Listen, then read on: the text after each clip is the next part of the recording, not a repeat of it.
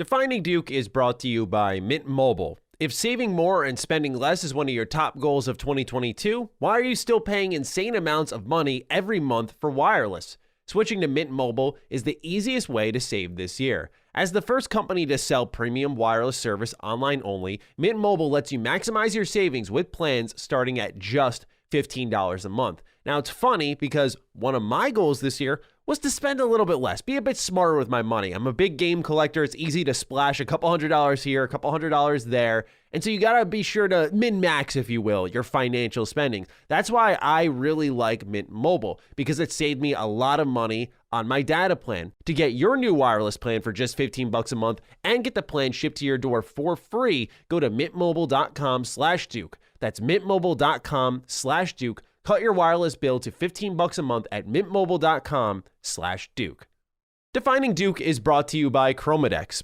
From head to toe, your body is made up of trillions of cells, which are busy performing their specific functions to keep you healthy and resilient. And a sufficient supply of an essential molecule called NAD+ must be maintained for cells to perform their normal functions, which include creating ATP for cellular energy, repairing your cells, and supporting a healthy mitochondria. That's where True Niagen steps in. It's a supplement that gives your cells what they need. It addresses the non-visible signs of aging, like cellular energy production, and helps support heart health and muscle health, which is why I prefer it. Since taking True Niagen, I feel at peace knowing it is researched by the top scientific institutions in the world. Right now, new customers can save 20% off their first purchase by going to trueniagen.com/Duke and use the code Duke. That's TRUNIAGEN.com/Duke, code Duke to save 20% off your first purchase. trueniagen.com/Duke, code Duke. These statements have not been evaluated by the Food and Drug Administration. This product is not intended to diagnose, treat, cure, or prevent any disease. Defining Duke is brought to you by Policy Genius. Life insurance is super important because it can give you the peace of mind that if, heaven forbid, something ever happened to you, your loved ones would be well taken care of, where their everyday expenses could be covered for the time being. And I know for me, at 26, life insurance is something I've actually started to consider. And Policy Genius is a great way to go. It's your one-stop shop to find and buy the insurance you need. Click the link in the description or head to policygenius.com/Duke and answer a few questions. You could save 50% or more on life insurance by comparing quotes with Policy Genius. So head to policygenius.com/Duke to get your free life insurance quotes and see how much you could save. Defining Duke, an Xbox podcast, is brought to you by, well, you. If you want to learn how to support the show, go to patreon.com/laststandmedia.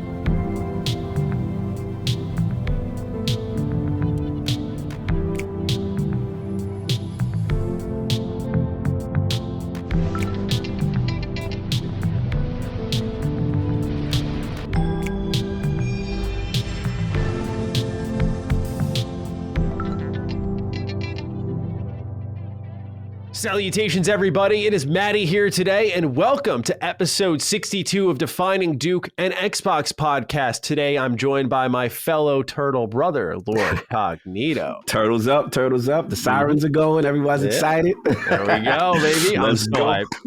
So hype, so hype. We got a lot to talk about, man. How you been, man? I'm doing quite well. Today was a great day, like a great day for entertainment. I don't think you could ask for better. You know, I thought the state of play, a lot of people were upset, but look, JRPGs, like, you're speaking to the right guy. I thought it was solid. Some good announcements in there. We're going to talk about that here because some of them do pertain to Xbox because it's not just all console exclusivity there. Also, we had the Kenobi trailer, which like episode 3 is my favorite Star Wars movie. So when that, at the 30-second mark, those of you who know, like, you hear that track kick in, goosebumps. I was feeling it, man. Childhood came back. Love what they're doing with this so far. So I'm very excited for that. Overall, just a really good day of entertainment. So feeling pretty good. I'm feeling good too. I felt like coming into this, Duke, we were like, damn, what are we going to talk about? We just talked about it, yeah. Yeah, they're like stuff just kind of like boom came through. And I'm like, thankful it came out on a recording day. Yes. Yeah. And we were just complaining because what was it that I was getting really annoyed about that broke the day after we recorded? The Fallout. The Fallout, New Vegas with Obsidian. That's what it was. Come on, guys. Yeah. Yeah, I was dropping F-bombs over that one. I was royally pissed off when that dropped the day after we recorded. I was like, with Jeff, Come on, man. One day early, it's all you needed to do. I feel you on that. We got a good one. Yes. Today. Yeah, we do. So, ladies and gentlemen, thank you so much for tuning into this episode of Defining Duke. If you're new here, we do a lot of fun stuff here, like Defining Duke Ultimate. Our episode 58 just went live. The Xbox Direct is what we called it. Funny enough, State of Play just went live, so you can get an idea of some things that were percolating in our brains on where Xbox could go when they get Activision in-house, what they can do to present these games properly, because for them to wait for these big moments on the big stage, like E3 timing, there's just too many things they're going to have to show off. So as they expand, I think they'll need to find a new format. We talk about that in earnest for almost an hour. So it was a really good conversation. Do you agree? Oh, I love that conversation. You got to be the hype man, right? You got to bring the new customers in. Got to bring them in. I told y'all. Ultimate. When I do the Ultimate Warrior side, I'm telling you, Ultimate is fire. By the way, we did drop the Mark Dara joint today. Yes, that's free too. yes, thank you. So that is free. Go check that out. So listen, if you get on Ultimate, but this one was really good because we presented, I felt, a very good argument as to the dilemma of actually adding all these studios and how do you present and which approach do you take, and we're looking at the competition.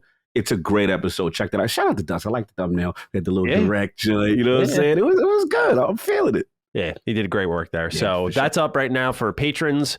Also, we have early access for this show. So for those who are signing up, it's not just Ultimate. You get early access to our show. That's over on patreon.com/laststandmedia. But as you could tell with our Dara interview, we have no problem rewarding the freeloaders. We put that out pretty quickly.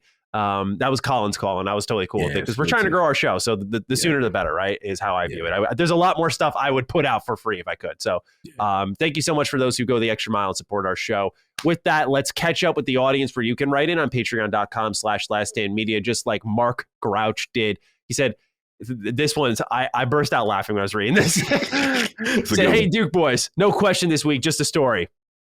After hearing Matty simp for Blinks intermittently over the course of 50 plus episodes, I figured I'd give the game a try.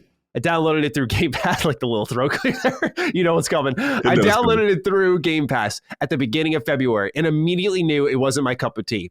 Normally, I would have uninstalled the game and moved on with my life, but something about this fucking cat with a vacuum infuriated me. And I knew this would be one of the few games I'd beat out of spite. This game consumed my life for a month as I inched closer and closer to the end every day. I reached the final level where I was ready to take on the final boss, only to find out it was a boss rush with an even harder 4-phase final boss at the end. It was the only time in my life I've broken a controller. And yes, it was my new Series X controller. Yo, I hate this game, but I managed to beat it the other night after putting a hole in the wall. Fuck you, Blinks. I'll see your furry ass again in the sequel once it arrives in the mail. Yo, I can't tell if he's joking. I can't tell if he's joking. Yo, I was dying off of this, man. This is hilarious. Like, you really put he was going through it. Yeah. I had no idea, right? Because I think I've seen Mark write in over the months. So was he like developing a subtle hatred? Like, why does Matty like this game? I made a video on Retro Rebound, like talking about it for like 15 minutes on how much I love this game, like a true unique 3D platformer on the original Xbox. And he's sitting there just grumpy over it. I mean, the name is fitting, right? Mark Grouch. Mark Grouch. I just like that he actually had to see what it was about. And even though he's hating it, he's still playing it. Yeah. That's the part that's funny. You got to like something about it, right? It's the same people who, as someone who's a longstanding member of the Bethesda community, so I saw a lot of interesting takes, and like, Skyrim sucks. I've put 150 hours into it. I'm like, it doesn't suck then. Like, it just, you don't put that many hours into something. It's like, I understand, money's tight. Sometimes you just play the new thing that you have that's sitting there. But there's got to be something you're enjoying. Now with Blinks, this is a shorter game, so maybe Mark was just determined. I'm curious, Mark, if you're joking or not. Please follow up. Did you actually order the sequel? And if so, why? If you broke a controller, you put a hole in the wall, there may be more here that you should, more of a reason why you should just stay away. You're not you're like me. I don't rage with games. So when I do rage, it's like, okay, I'm out. I got to put this to the side. That's not me. That's not me, right? So let's bring out the worst of him. He said, I'll see your fairy ass again in the sequel once as it arrives. So he's coming back. He likes it. There's something about it Yeah. drew him in and kept him there. And that's all I say. Again, it reminds me of people who like, Destiny, I can't stand it. And I'm like, well, how do you have 100 hours? They're like, why? How are you still in this game? Something clearly is keeping you there. Yeah. Shout out to Mark Rush. The same people. Funny. It's the same people who go like, well, there's no content in this game after a new update drops and they burn through like 50 hours of it in a week. It's like, well, yeah, there's no, because the rate you played at, there's a lot there. Exactly. So, thank you for writing in, Mark. Please do follow up on what's going on with the sequel. We're most interested. The next one's much more tame. It's a little bit of additional information from Switch Mitch Skates. Howdy, Duke dudes. I wanted to write in because of last week's brief conversation about Destiny 2 on Steam Deck. As I know, this game is very important to Cog and that he appreciates more information, and I can't imagine there are many fellow Linux nerds in your audience. The fact is that Bungie is needlessly being combative against Steam Deck/Proton. They're citing cheating as a reason to not support Linux, but the anti-cheat software used in Destiny 2 BattlEye is supported and working right now with games like Ark Survival Evolved and DayZ. Anti-cheat software has typically been a huge roadblock for many games to gain support on Linux, but with the announcement of Steam Deck having both BattlEye and easy anti-cheat support enabled on the platform, even a new release like Elden Ring, which uses easy anti-cheat, which for those who know, you fire it up and it's literally the first block that pops up, is fully functioning. I, for the life of me, can't figure out why a company making a live service game wouldn't want more users to have access to their game. I hope you have a my favorite game just got deck support kind of day. That's how I felt about Trails in the Sky, the third. I wanted to play it on my Steam Deck, the first game I wanted to play there, and I heard it wasn't supported. Then someone on Reddit said, no, you can play it. So I understand this sentiment loud and clear. Cog, how do you feel about what Switch Mitch Skate had to share here? Yeah, it's a great point because, you know, again, I don't claim to be a developer, but it just seems very strange that the stance that they take publicly in their TWAB, they have this week at Bungie announcement they do, and they brought it up. They were like, you know, we're not supporting it.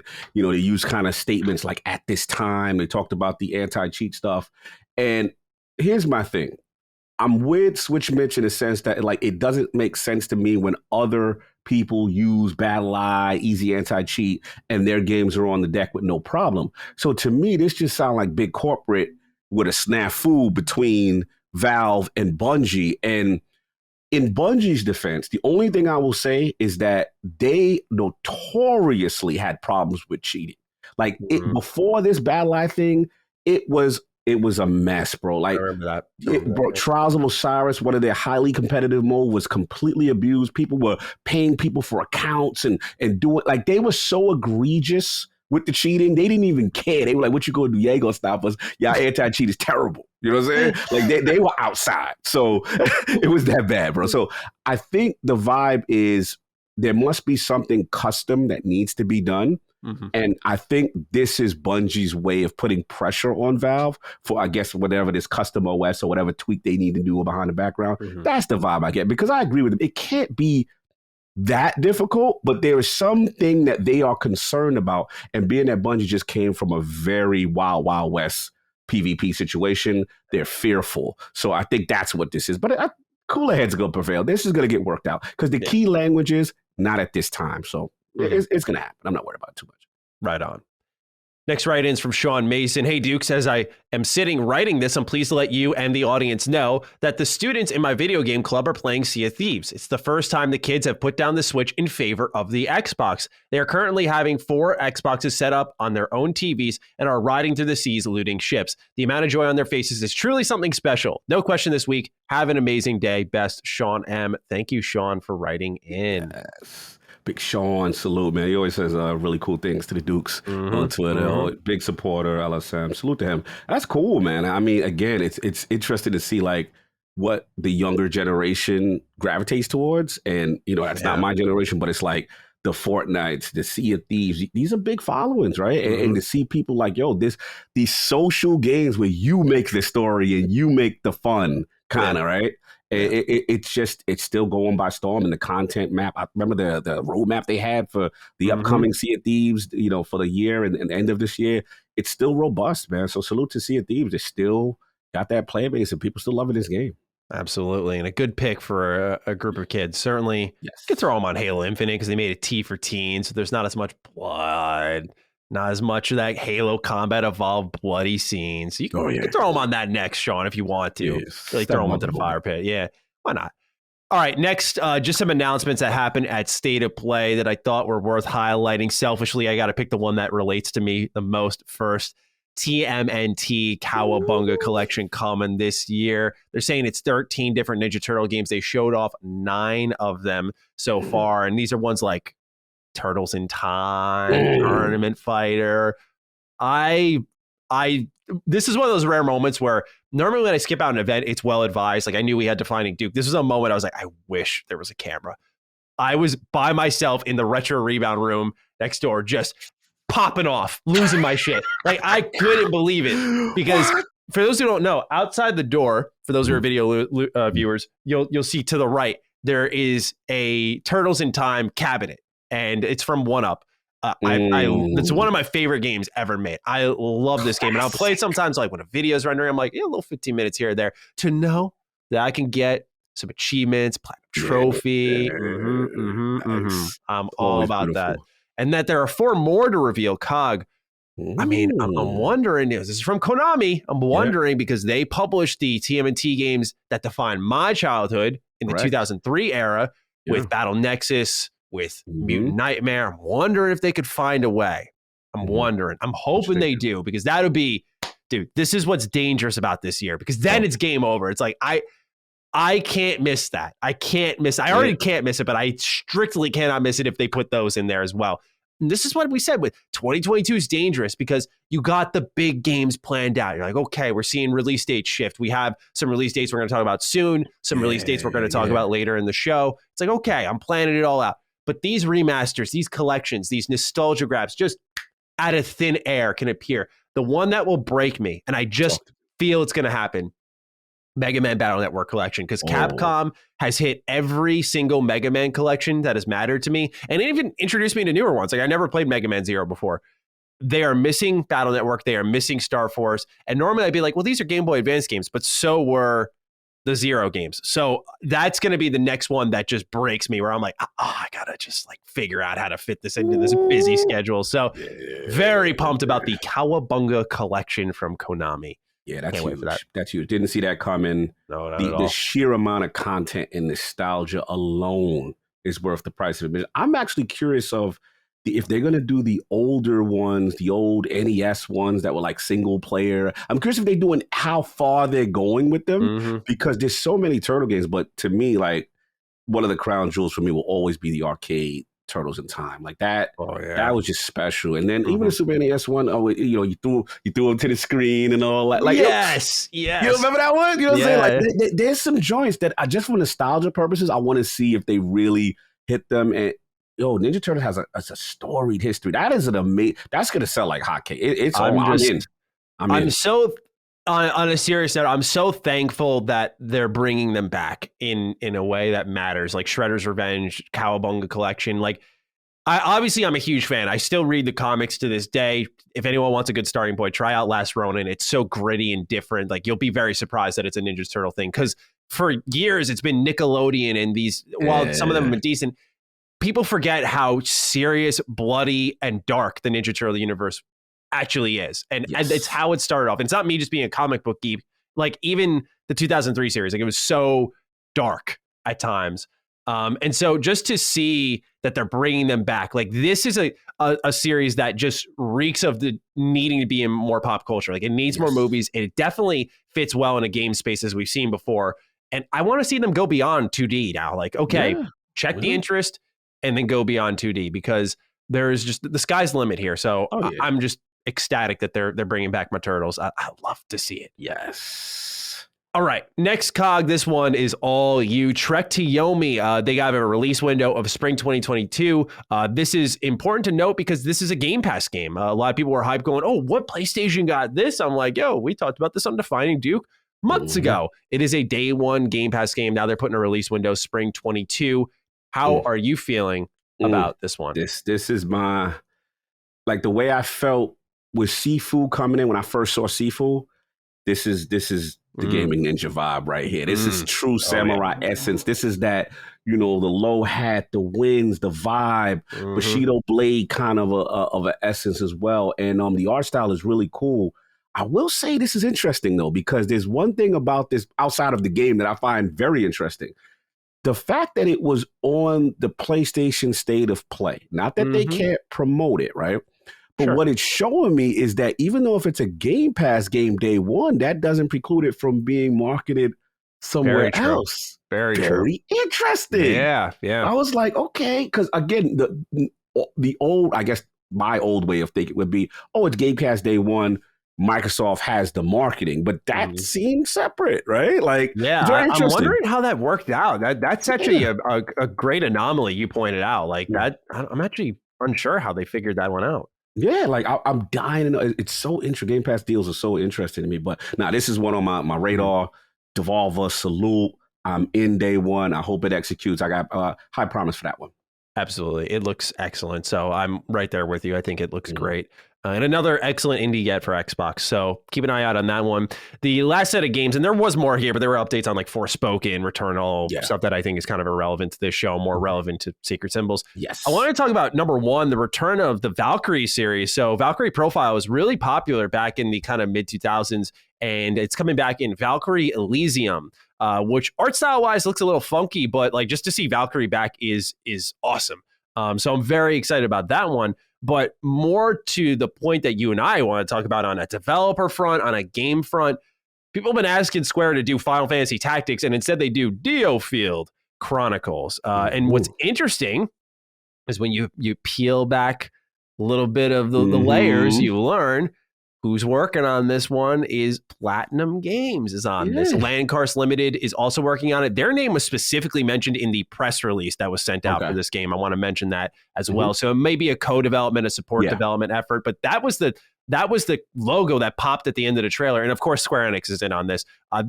Both these games are apparently coming in 2022. So that's very exciting because just they poured it on with JRPGs this whole show. But Cog, you really were like, I like what I'm seeing with Starfield Chronicles. So let's start with that. Let's, what did you like about it? This is all me right here. First of all, the art style is giving me, it's kind of giving me a little cross between Final Fantasy Tactics and then this like, my boys from the Switch, why am I forgetting the name? The big Switch, Fire Emblem. Oh, yes. Yeah, so it's giving me that. It's a tactics game.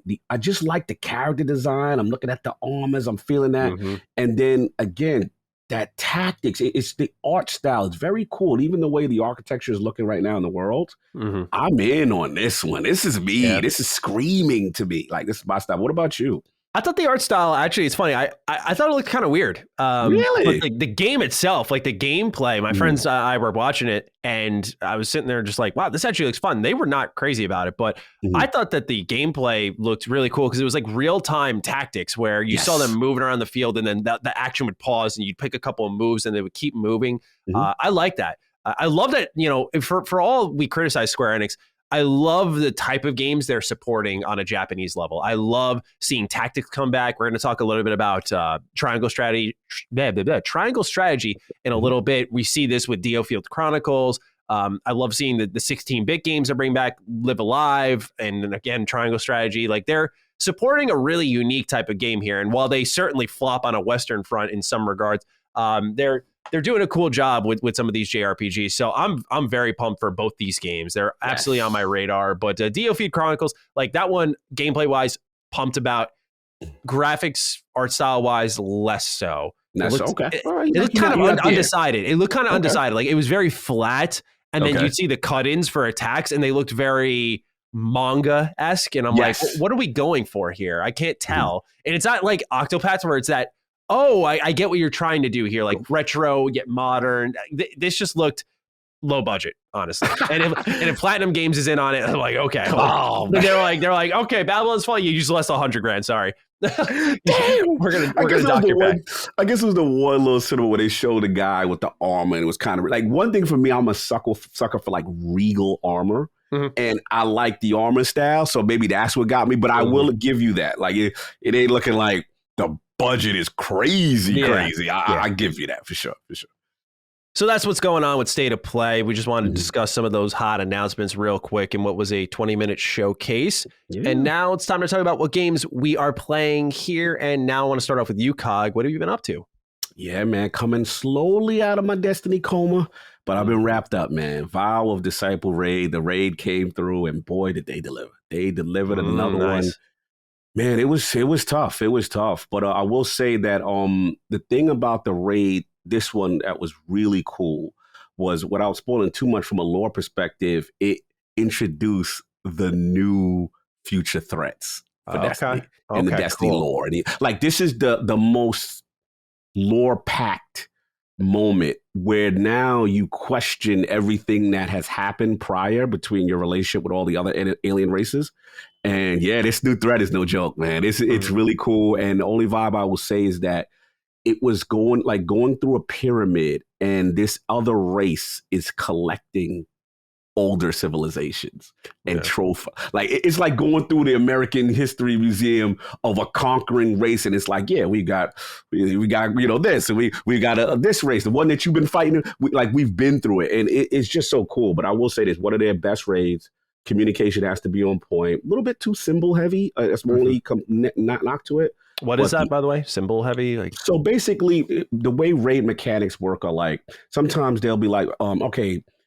You go to a totem, you go to a certain area, and the game wants people to remember certain symbols and drawings, right? So that you can proceed to another encounter. Gotcha. This one has a lot. And I'm like, damn, Bungie, there's a lot of things to remember. And if you don't remember a couple of these or have good call outs between teammates, you could really mess up certain encounters. So communication is key. Everyone knowing their role is key. But yeah, it was really good, man. So I'm finishing out. And then once you beat the raid, another post-story campaign is opened up, and you're learning more about this. Yeah, it's crazy, bro. Wow. Yeah, Destiny, listen. Wow. How much is it? Like, how much content beyond that? Like, is it another full story? Or yeah, it's still more going on. Wow. And we're learning more. Like, this is A-team Bungie storytelling. Like, I had, shout out to Raygun. He was on Last Word by Destiny Only podcast with Ebontis and Ty Guy Travis. And he said it. He was like, look, I'm going to tell y'all right now, this is, you know how much he feels about Halo and Bungie. He was like, Witch Queen is such A-class storytelling. He's got it like that close to his beloved Halo 3. Like he's saying, like this is wow. That's huge. I'm trying to tell people. That's huge. Destiny's story is in a phenomenal place. The only knock you can say is everything prior where you've been vaulted and, so you got to get caught up. That's what's holding me back, bro. If they break open the vault and they're like, it's back, I'll give it a shot. I don't know if I'll love it as much, but I'll give it a shot, man. They got to know, right? They got to know, like, this is the play. Like, this is what's holding people like me back. And there's so many, because all you hear now, it's no longer 2014, 2015, where it's like point and laugh. They drop the ball. It's like they got it now. They get it. They got it. They're rolling with it, and they understand their community. Now they got funds from Sony. Like they're about to go to a whole new level. Like this is the time you unlock that vault. So I'm hoping they do. I really do. And last point I'll say is with the Sony deal, I could see now after this raid and how the narrative has changed, and I could see now the potential for a series. I could see it now. Now I'm like, okay, this makes sense why they did this deal. Nice. So what's going on with you, man? Defining Duke is brought to you by Chromadex. From head to toe, your body's made up of trillions of cells, which are busy performing their specific functions to keep you healthy and resilient. And in a day and age where we're all playing Elden Ring, I think that's more important than ever, as I've thrown away my health as wealth grind for a lot of just Elden Ring grinding. But my body needs to be kept on the up and up, even in the moments where I'm playing deep open world titles. And a sufficient supply of an essential molecule called NAD+ must be maintained for cells to perform their normal functions, which include creating ATP for cellular energy, repairing your cells, and supporting a healthy mitochondria. That's where True Niagen steps in. It's a supplement that gives your cells what they need. It addresses the non-visible signs of aging, like cellular energy production, and helps support heart health and muscle health, which is why I prefer it. Since taking True Niagen, I feel at peace knowing it is researched by the top scientific institutions in the world. Right now, new customers can save 20% off their first purchase by going to trueniagen.com/Duke and use the code Duke. That's TRUNIAGEN NIAGEN.com/Duke, code Duke to save 20% off your first purchase. TrueNiagen.com/Duke, code Duke. These statements have not been evaluated by the Food and Drug Administration. This product is not intended to diagnose, treat, cure, or prevent any disease. So Elden Ring, it's done. Yes. The job is done. All right. What's up? 104 hours, it's done. I'm not done playing it, but 104 hours, I've completed the main content and most of the side stuff. Let's talk about it. I'm sad it's over, man. It was a game that, you finish and you're like, when will I experience that kind of thing again? Because it was a special moment. Like, me and a couple of buddies all were reviewing it and got it early. So it was like this, when you were in that bubble, which I've been in a number of times for reviews, when you're in that bubble and you're just, your mind is blown. When it comes to the time where the embargo lifts, you just want to explode and just let everyone know, especially in this case, like how incredible this is. And I always remember that because you're just in, again, this bubble, finding out all these crazy things about this game where I almost couldn't believe it was real. And then seeing the audience in turn react the same way was like very validating, where everyone's just been blown away by it. So I finished it. Yeah, this is like one of the best open world games made. I don't know if I feel pretty confident saying like it's the best open world game because I'm already starting to feel the impact. I was looking to dive into Horizon finally, and I'm not going to judge it too harshly. But I was looking to dive into Horizon. And I know, don't worry, Xbox games will fall prey to this too. I started to see the HUD pop-ups. You loot a chest, and there's like 18 different text logs. I'm like, this is hurting already. Like, this is not... I'm realizing the intentive design behind Elden Ring is even more special than what I thought I previously understood. And, again, I'm just feeling that impact where I'm not going to dislike Horizon off the bat or any other open world game, but it's like that feeling of it's not quite what Elden Ring was. And that's a poison, man. That's a dangerous poison in game takes. I want to jump in because I was listening to the Sacred Symbol Boys go, and I was shout out to Dustin, and I'm listening to them talk about it, and Raygun, and they were just like, "Look, man, like it." I kind of that's where I'm tempted because I'm like, I like this idea of the non-hand holding, and I love that idea. And where they were selling me was that, from the standpoint of okay. Even if you don't want to just play it like a traditional Souls game and just tough boss and tough encounter, whatever, you could go explore and then go find something and then build your character up that way. But I love that fact that it was like true exploration. And what's over there? Let me go investigate. And all that. That's what discourages me. I'm going to be honest. I have crazy open world fatigue. Right? Crazy. This will renew you. This will renew you. Open world on a certain level. I'm not going to lie. Like, you have to hit a lot of points.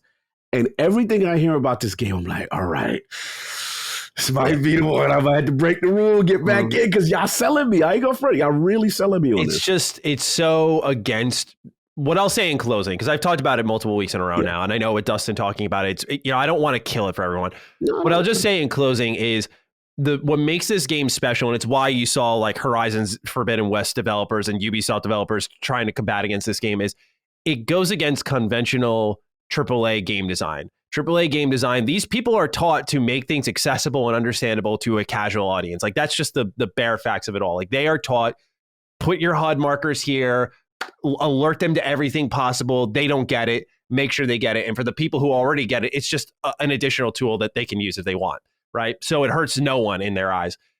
Elden Ring is a game with a AAA budget that above and beyond really anything we've seen before, that throws all that away. They tell you nothing. They trust you to figure it out. That is, again, completely against AAA design. They don't spend their time making tutorials and pacing things out in a specific way. They instead layer their boss fights to teach you new mechanics that you discover yourself.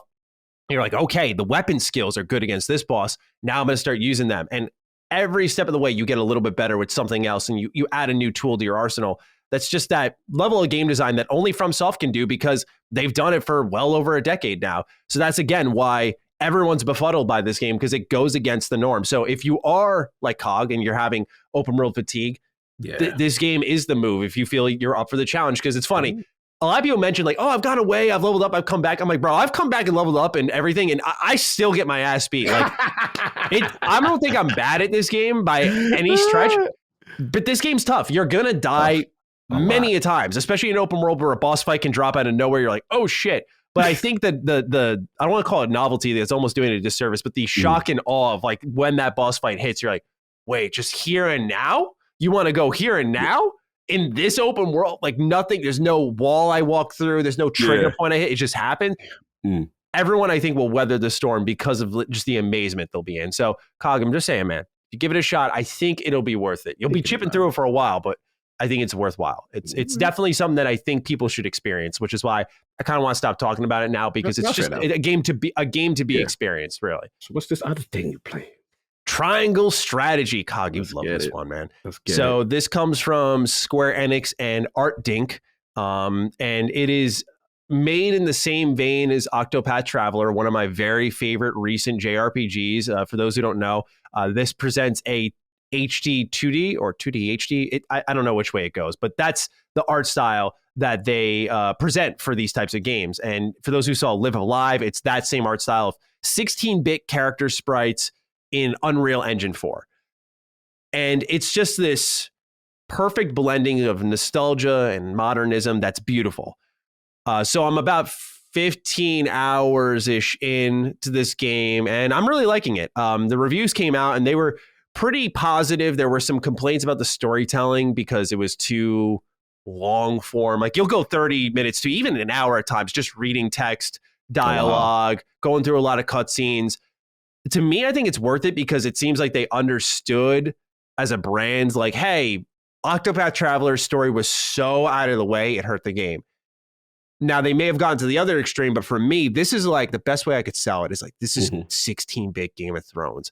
Everyone's got an ulterior motive, one hand behind the back with holding the dagger, because you have these three kingdoms that are fighting over this resource called salt iron. There's this thing called the Salt Iron Wars. Now they're in an uneasy peace. And of course, you know that peace is going to snap at any moment in time. Like, you could feel it right from the get-go. Like, these people are just trying to appease until they can get what they want. And so, honestly, nowadays with the conflict ongoing in Ukraine, just some of the writing, I think, is so powerful. It really is. And given that how long game development takes, I admire the game more because it feels like it has a true grasp of war, its impact economically, and on the people who are trying to get out of the way of it. So it's just been resonating with me, and just because of the time period I'm playing it in. But also, it's just a really well-written game, aside from all of that. And I like it because it's presenting so much storytelling, because once you understand the characters, the nations, their motives, because there's a lot of it, and it starts popping off, and I'd say around chapter 5, like really unraveling, it gets so good. And beyond that, for those who don't know, Triangle Strategy is a tactics game. So it is not like Octopath where it's turn-based. And this game has so many different classes. Like, there's a dude who can build ladders around the map. And you can just climb these ladders, and then you can like get to the high ground. And when you're on the high ground, kind of like Divinity Original Sin, the bow and arrow at the high ground does more damage. Spells at the high ground do more damage. Got you. So tactics involvement everywhere. And it's a tough game. It's a tough game. My biggest complaint is probably that you'll be underleveled for stuff, and there's no way to farm. So you just die. You lose the fight. They'll let you keep your XP, so you kind of pseudo farm. Okay. If you will, incidental farming is what my friends and I call it. You're like, oops, I farmed, but I keep all my XP, all of my kudos, everything. That's my biggest complaint with the game, but otherwise, really, really enjoying it. This is one of my most hyped games of the year. I know Elden Ring has kind of dominated the conversation. Fortunately, this game's already sold 500,000 copies, which is really, really good. Really, really good. I'm telling you, there's an audience for these 16-bit games. Like, people want more of them. So I'm happy that Square Enix is providing them, and the profit margin for these games is probably absurd. It's actually probably insane. So, and last thing, this game has choice and consequence, which speaks to my soul. Yeah. Okay. Yeah. So you have these invisible parameters for your convictions, like liberty, loyalty, so on and so forth. And as you make choices, they don't tell you what's increasing, which I don't like. But it makes you pay attention to dialogue and the writing a lot more, because you're like, how are people responding to things?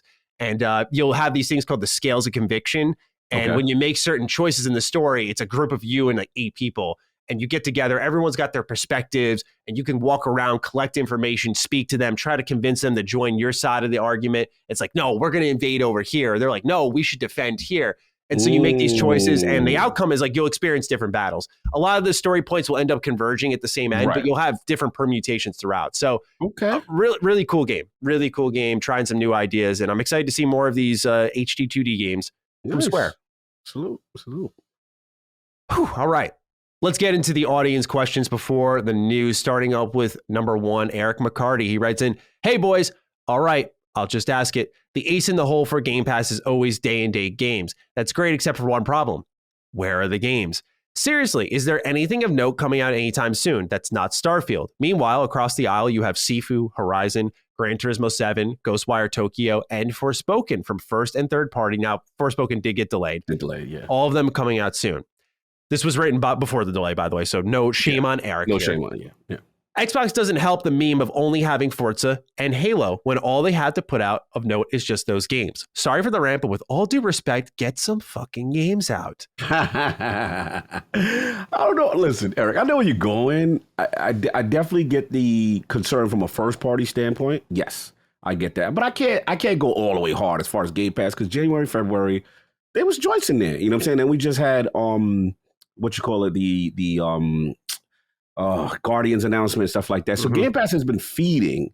It's just that from a first party standpoint, yes, I'm with you. Like from a first party standpoint, we've talked about it, a lot, which is that first half of the year. Like what's really going on, what's popping. So yeah, this is a legit concern on that part. I do feel, I know this could sound like a little bit of a cop-out / excuse, but I do feel once the Redfall Starfield train hits, from that point on, it's on and popping as far as the consistency, the Ninja Theory stuff, the Hellblade stuff, the Avowed stuff, the Fable stuff. Like it should be a cadence that we figure out that rolls up. So it's on them though. It's on them to fill these gaps. And March is out here. There's what's going on? April, what's going on? So that is valid concern, and this is something we called out. The Dukes, we were on this. What's going on? And I saw your tweet, Matty. Funny enough, I wrote this and I saw this and I went, wow, well, this is definitely something we should definitely discuss. So I'm going to let you go right now with it. Yeah. Yeah, I'm of the mindset that they need to figure out their early year problem. The last half of the year is never an issue for Xbox. They always, like June and on, have things going on. But and Cog, you've said this many times, like the first half of the year for Xbox is just not okay. Like it's been a problem for a while. That's why I said it now. Probably at the best time to say it because they just bought Activision Blizzard. And you do know in 2023, hopefully things will start rolling out where they will get on this regular cadence of having quarterly releases with everything that's been in the oven for so long. But there is a problem here where they do leave the platform dormant. And I know we can lean on Game Pass announcements, but I think this is where they need to be a little bit more wise. And this is easier to say in hindsight. This is where we just learn. And so I'm not saying I have a problem with it, but they need to be a little bit more wise with the games they wield. What I mean by that is you and I, Cog, let's talk about it. We'll talk about it more. We were team delay for Halo. Team delay for Halo. It came in. It was good. It was great in many ways. It's in a really tough spot now, as we'll talk about in our first news item. Yes. Now, of course, you couldn't predict what was going to happen with Stalker 2, which needed an 8-month delay. True. And then, of course, what happened in Ukraine. Yeah. You just... Xbox can only anticipate so much. They're not clairvoyant. Exactly. But I don't think you should hinge all of your plans for a certain period of the year on one game then. That's the devil's advocate point. I'd play for that. But what was the perspective of getting it out, right? Everyone in media was pressing, get Halo out. I don't get why, especially because now, myself included, everyone's complaining about the state of Halo Infinite. They delayed co-op. Again, we'll talk about all this extensively, but would the solution here have been delay Halo into March? And now you've got a big release here in the first part of the year because your last part of the year, month over month, you guys were dominant. Like even if you delayed Halo, it would have sucked, of course, but there was so much there that I think many Xbox fans would have been satiated. And you would have had something to fill in this part of the year. And if these two go next to each other back-to-back months, then you clearly showed you had no problem with that in the fall. So I can't say that, Halo would have overshadowed Stalker 2. Anyway, I'm kind of rambling now. No, what are your thoughts on how Xbox has sort of handled this situation? Because certain things they couldn't foresee, certain things I think they were ill-prepared for. Yeah, I think it goes back to our initial argument. See, the reason for we want to delay, we want the best version of the game, and you don't want to sacrifice the short term for the long term. Mhm. So you look at the top of the year, and like you said eloquently, like we couldn't predict the Stalker situation, no doubt. But from a first party perspective, Halo still would have hit. And here's the other thing: like we forget, Forza was rocking. Mhm. Like Forza was a movement. Like Forza could have 15 held million, that man. down and been okay. And remember the thought process. Now, granted, we got proven wrong, so to speak, from a financial standpoint and from an MPD standpoint. Halo and Forza being next to each other showed that they didn't cannibalize each other, right? So I'll give Microsoft that decision overall. Yes, but from the long-term health of that game, which we're going to get into further with the questions today on the Duke, now we're starting to see the warts show. And now your long-term population could be in trouble if you don't get these things addressed. So I'm with you. I'm still going to stay on team delay, even though it worked out financially. Yeah. Because now if it would have hit, it would have been a better version, and you be able to compensate for this drought you got. Because what really is going on? Like, what's the next one? Was it Tunic? What's Tunic's the next one. I'm not going to downplay Tunic, but like we have to be, but we have to be realistic that these indies are not on the same level right now. JRPGs, wow, you know where my head's at. AAA games. Right, from a AA and AAA perspective, what's going on? Right, like from now to June, like what? I mean, granted, there's games that haven't been announced, but I don't know what's coming on first party. And then are we going to talk about the Redfall thing? You know what I'm saying? That's another thing we don't know. Like there's a lot going on. I don't know if that'll hit that date, right? So the only thing we know is Starfield. That we know, right? So these are the questions they put. These are the things and the situations they put themselves in, and I'm hoping from the end of 2022 to the top of 2023 on that these issues are kind of a thing of a past. Because historically, I'm with you. The first 6 months from a first party perspective is always dry. And I hate backloading everything for the holiday and because it's already busy for everyone else. Like, so I'm with you. Yeah, I just want to say on the note of Game Pass Day One games that they have had some seriously awesome additions with, Mass Effect Legendary Edition, Hitman Trilogy, Guardians of the Galaxy, some very soon after launch. But, and I don't want to sound too greedy here, so I'm not going to rant and rave on it, but they've been kind of soft on the Day One game announcements for Game Pass. I'm excited for 2 Point Campus, Pac-Man Museum. Like these are not Day One pops. MLB The Show is. Yes, the MLB The Show. We forgot about that. That's big. That's a big one. That's what's that April. The shock and awe is kind of passed for that one, but that's April. And it hurts that the season is kind of now. Yes. The MLB season. That's not their fault. Yeah. But the MLB season is on strike. So that takes a little bit of thunder from that. You know what I mean? It's like those circumstances they can't. But I'm with you. The issue is exactly what you said. It's the day and date third party stuff. Because they're adding Mass Effect, they're adding Hitman, but let's be honest, those were out already. Yep. Your Guardians was out already, right? What's day and date that's big that people want? Elden Ring. You know what I'm saying? Like that you should be grabbing up. And if you can, that's what I want to see. You need another Outriders for 2022. What's your big game for that's day and date that's on the other platform that you're like, oh, okay. Yeah. No, definitely. On Xbox. I completely agree. And you look at Strangers of Paradise, I think is a great candidate. You look at something like Tiny Tina's Wonderland. Like if I'm Xbox, I'm all over that. This got the Game Pass DNA. Like, everyone knows Borderlands. People love Borderlands. It's co-op. Like there's just so much there that just screams like, get the deal done. Of course it takes two to tango. But my point being, and again, why I don't want to hinge my whole argument on it, is why I put it in the back end is, I just feel like a lot of their first half of the year plans are coming up short for me, at least. Of course, the Activision Blizzard thing is so exciting. I'm not wiping that under the rug because it's not, a big deal anymore. It is still super exciting. And we talked a ton about it for 3-4 weeks straight. But I just think it's funny because you mentioned my tweet, when I put it out there, a lot of people were like, so we're measuring success by exclusives now. I'm like, did you miss the whole fucking Xbox One gen? Did you forget already? Because we got Halo Infinite in last fall. Did we just forget? Or I'm sorry, winter? Like, yes, this stuff matters still, sadly. It does. And, you know, a lot of people were like knee jerking, like it's an industry about what do you do for me now? And I'm like, yes, like, I don't like it, but yes, like, especially when you have their games take a while to make, so no one's upset really with the first party thing because we know that's coming.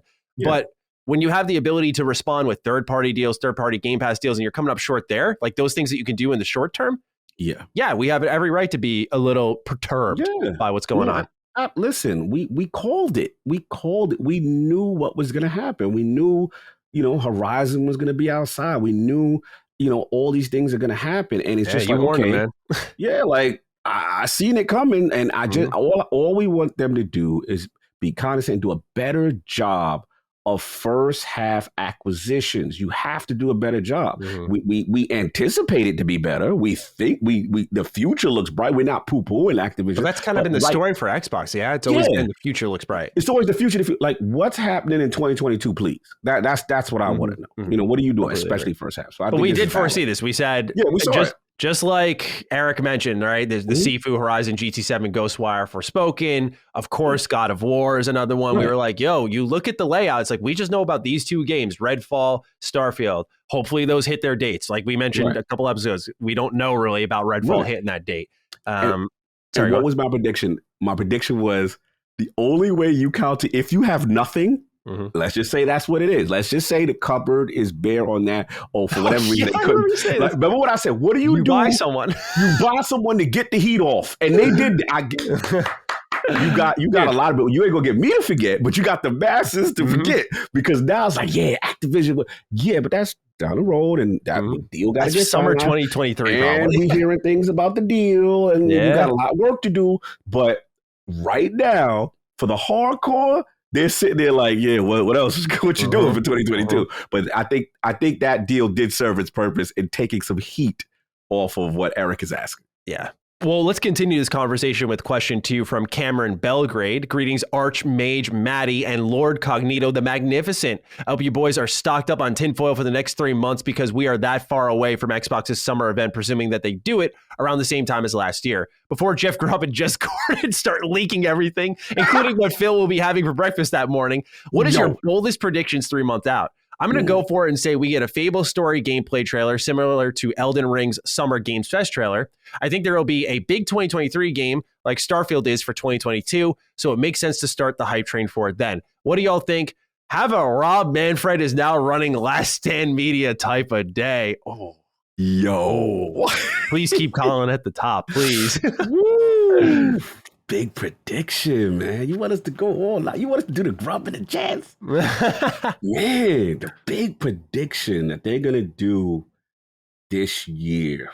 I got one. I'll do a bold one, because he said bold. So these are kind of out of pocket ones. Yeah, let's go. I'm not going to go for the safe. Avowed. Like, I think Avowed will be there. But I'm going to go with a little bit of, we talked about this on a video on my channel. It'll be out by the time everyone's listening. I had Jeff Grubb on, but I have this feeling that if the talks are successful internally at Xbox and they do get the deal done, they put it in paper, they're going to pre-announce Fallout New Vegas 2 or whatever that successor is, and just kind of Outer Worlds to it. Just be like, this is coming and this is exclusive, because that will bring people in. Just like them confirming well in advance Elder Scrolls 6 is going to be exclusive. It's got people in the Xbox ecosystem mindset. So I am going to bold predict, and I'll do this again, probably come closer to E3 unless like Jeff reports otherwise, that I feel this is a game that they pre-announce if they can. If they can just let people know like there's activity on the home front and they're doing it, I think they'll pull the trigger. Because here's how I'm going to justify it this way. What's one more CG trailer, Xbox, for a game that people really are truly hyped for, that have been looking for it for years? You know, because then you got the Cyberpunk effect, the Elden Ring effect of you disappear for 4 years with this cult hit that's going into the mainstream. Like, I just feel like it writes itself at this point. So remember this episode, clip me if I'm right. If I'm wrong, ignore it. Cog, what are you feeling? I'm going to stick with my old bold predict that didn't happen, but I think I was 1 year too early. I'm still bold predicting this Kojima thing, man. Oh yeah, I need this. I need this. I'm dying on this sword. I need this announcement. I need the vision. So my bold prediction is yes, it will happen. I was just a little early.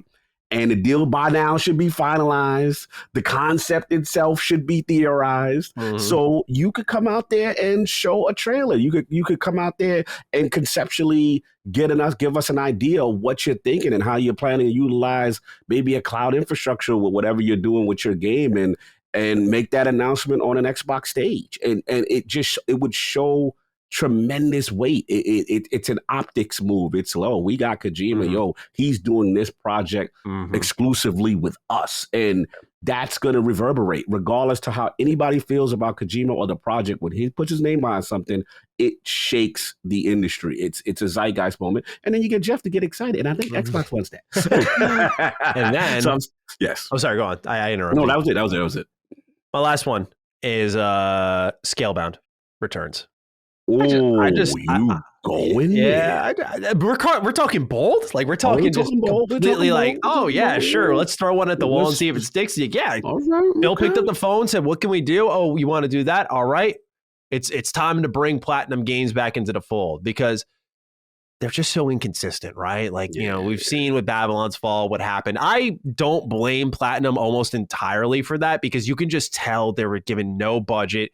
And why you would give, just on a separate note, why you would give the team that's shown like, hey, we did Astral Chain and Bayonetta really well, why you would tell them to go make a service game is just like, that's a failure on Square Enix's behalf through and through. So I feel like Xbox picks up the phone and says, all right, we were talking about this co-op game. We already know the prototype, the pitch. We have the vision. We just got to make this thing. We got more money than ever before. And you have more ambition to succeed than ever before because it's do or die moment for you. So let's do this. I think they announced that it's coming back. I think that would be a really cool moment. If I'm getting bold. If I will say this, if I see, even if it's just the JPEG or the PNG of a Scalebound logo and it says Scalebound will return, that will shake the industry. Yeah. People will. We've never really seen that. I don't think where just a game gets canceled and comes back. Like, that would be a first, and it would be dope. And I like that. I like that. I feel like these are pretty wise, bold picks by us. It's a wise, bold. I'm with you. All right. Defining Duke is brought to you by Mint Mobile. If saving more and spending less is one of your top goals of 2022, why are you still paying insane amounts of money every month for wireless?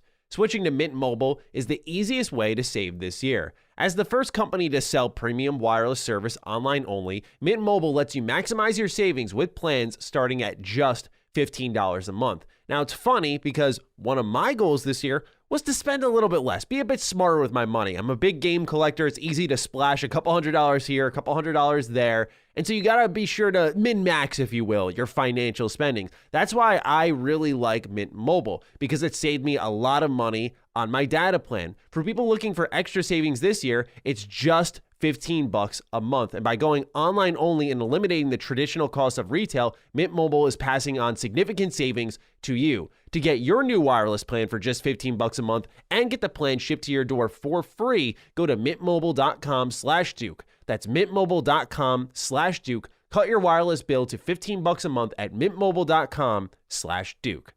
Well, let's move on to number 3 now from the best name in the business, Black Magic Fuckery, the Bussy Butcher. It's funny. This name writes in this comment, right? It says, "Hey, Dukes of Hazzard, how do y'all keep your spirits up working from home? I have been working remotely for the last 2 years for the sake of flexibility of my family, but the lack of social interaction, while not an ever-present issue, does create feelings of despondence sometimes. Any tricks to share with a young man? I know there's so much I could do to be more productive or entertain myself, but when I get into these funks, it can be hard to shake. Any advice is appreciated." Yeah, it's a good one, man. Black Magic. Yeah, it's been tough. It's been tough. I'm kind of in a similar situation, and the first thing you notice is because you're kind of not active, right? You're sitting, you're content creating, or you're working remotely. you're not, and then the social interactions down, right? So what I've known is like, one, you have to make plans to actually still try to meet people, go out and do stuff. Me and Saul would try to keep our movie thing. I missed the Batman this week, but I got to go get that done. You got to see it. It was the same day of the raid, and I'm like, I get it. But so dude, I was stuck. Yeah, it's getting done. So good. It's getting done this weekend. So because I walked out, I liked it, and I then moving forward, I was like, I love this movie. Sorry, go on. Ooh, yeah, bro. Everyone's talking. It's getting done. So I got to see that. So again, still planning those social interactions with friends and family. So you get out and you see people. And then the other thing is, I'm always on hashtag health is wealth. You have to stay active because the problem with the pandemic, it forced us to just be stationary. And when you're not moving and you're not doing anything, that's when the pounds, that's when the health goes down, the bad food choices, all that stuff piles on. And then we're gamers sitting for hours on hours and not doing anything. So, yeah, it's hard. It's hard. So what I said, for me, like I said, I got my little smartwatch. I set my little goals for how many steps I'm doing for the day. I got my goal on my gym app. At minimum 3 workouts a week. It's going to get tough. You're going to fall off the bandwagon. Last week, I fell off. I was just too much. The work life, content creation balance was just off. I just got out of whack. I didn't go to the gym. I felt awful. So I was like, nope, back to it. You know what I'm saying? And you just got to stick with it. Even if you fall down, get up, continue to do that stuff. Because be honest with you, like gamers, we got a lot of issues with long-term health. And we got to do better, y'all. So that's my advice. What you got for Black Magic?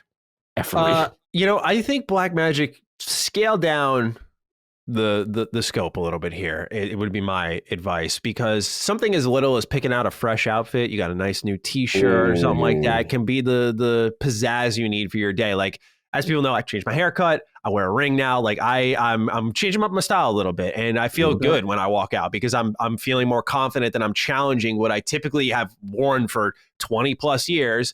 Stuff that I've always wanted to do, but I was like, I was scared to. Like, I was scared to do all of this. And yeah, of course, there's growing pains. Like, sometimes I pull up with the Karen haircut. Like, I'm not stupid, but like, otherwise, like, I feel like it's been going well. And that takes confidence that builds confidence, I should say. And so you should try to shake it up a little bit. Like, something as much as a fashion change can help you, but otherwise, like, yes, the cog hit the nail on the head. Like, this pandemic really caused us to shrink our circles more and more. And so I think a lot of this, because you mentioned entertainment and being more productive, like, there's more you could do. Sometimes a lot of people look for a way around the cold, hard reality, right? Like, they'll look for the shortcut. Sometimes you just gotta blitz right through, man. Like, sometimes when you're like, I know I could do so much more. I got to be more productive, and I could entertain myself, then do it. Like, sometimes you just need the slap on the face to be like, just do it. Do it. Just put your feet on the ground and do it.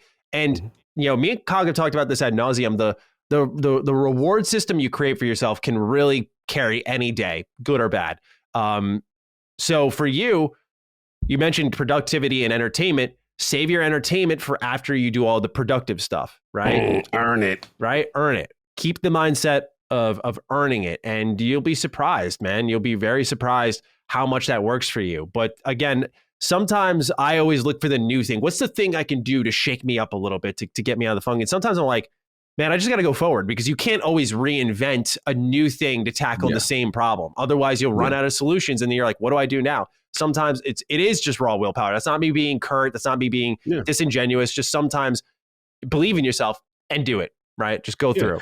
Because the longer you wallow in the muck, you're just not going to get out of it. You at one point, because I notice some guys is like, oh, woe is me, I'm in this funk. And I get it, it's tough. But you got to take that initial first stand. Like, okay, tomorrow I'm doing blah, blah, blah. Tomorrow I'm better. It's the willpower thing. Like you said, so what, you messed up. Wipe that slate and now go out there and do the thing, right? Do the thing. Just get out there. Because if you keep feeling sorry for yourself, you're never going to get out the muck. You got to do it. And once you break that cycle, then that's how you slowly start to build and get into a routine. Yeah. The last bit of advice I want to offer, because I mentioned scaling down, is this is going to sound like a weird story, and maybe it is a little shoehorn, but I think it'll make some sense, is working on the game I'm working on, we were making pretty good progress, and then we started to do things monthly. We just kind of update whenever something got done, and it felt like we were moving at a much more glacial pace. Mm-hmm. Then to start the new year, we set a new regimen of weekly updates. Every week we get into a call, we showcase what we're changing, what we've made, what we're doing, what we're going to do next. We hold each other accountable. We list the goals for every week, and condensing it down to, instead of these month-long marathons, into brisk jogs in every week, we're getting more done than we ever have before. We're moving at a absurd pace where where the game's in an amazing spot. The reason I say all of this, as Kyle would say, is to say this, that when you downscale, when you downscale to more bite-sized pieces, those things that are overwhelming you in the productivity field, and maybe even the entertainment field, let's be honest, you open up the Game Pass app, you're like, holy fuck, how do I have time for all of this? Downscale, bite-size, make a game plan. It's not weird to make a planner for your games. Like, you can do that type of stuff. Like, don't cut yourself off from any options, right? Keep everything available to you, and you'll be surprised. Just keep the avenues, the options open. Agreed. I absolutely agree. All right.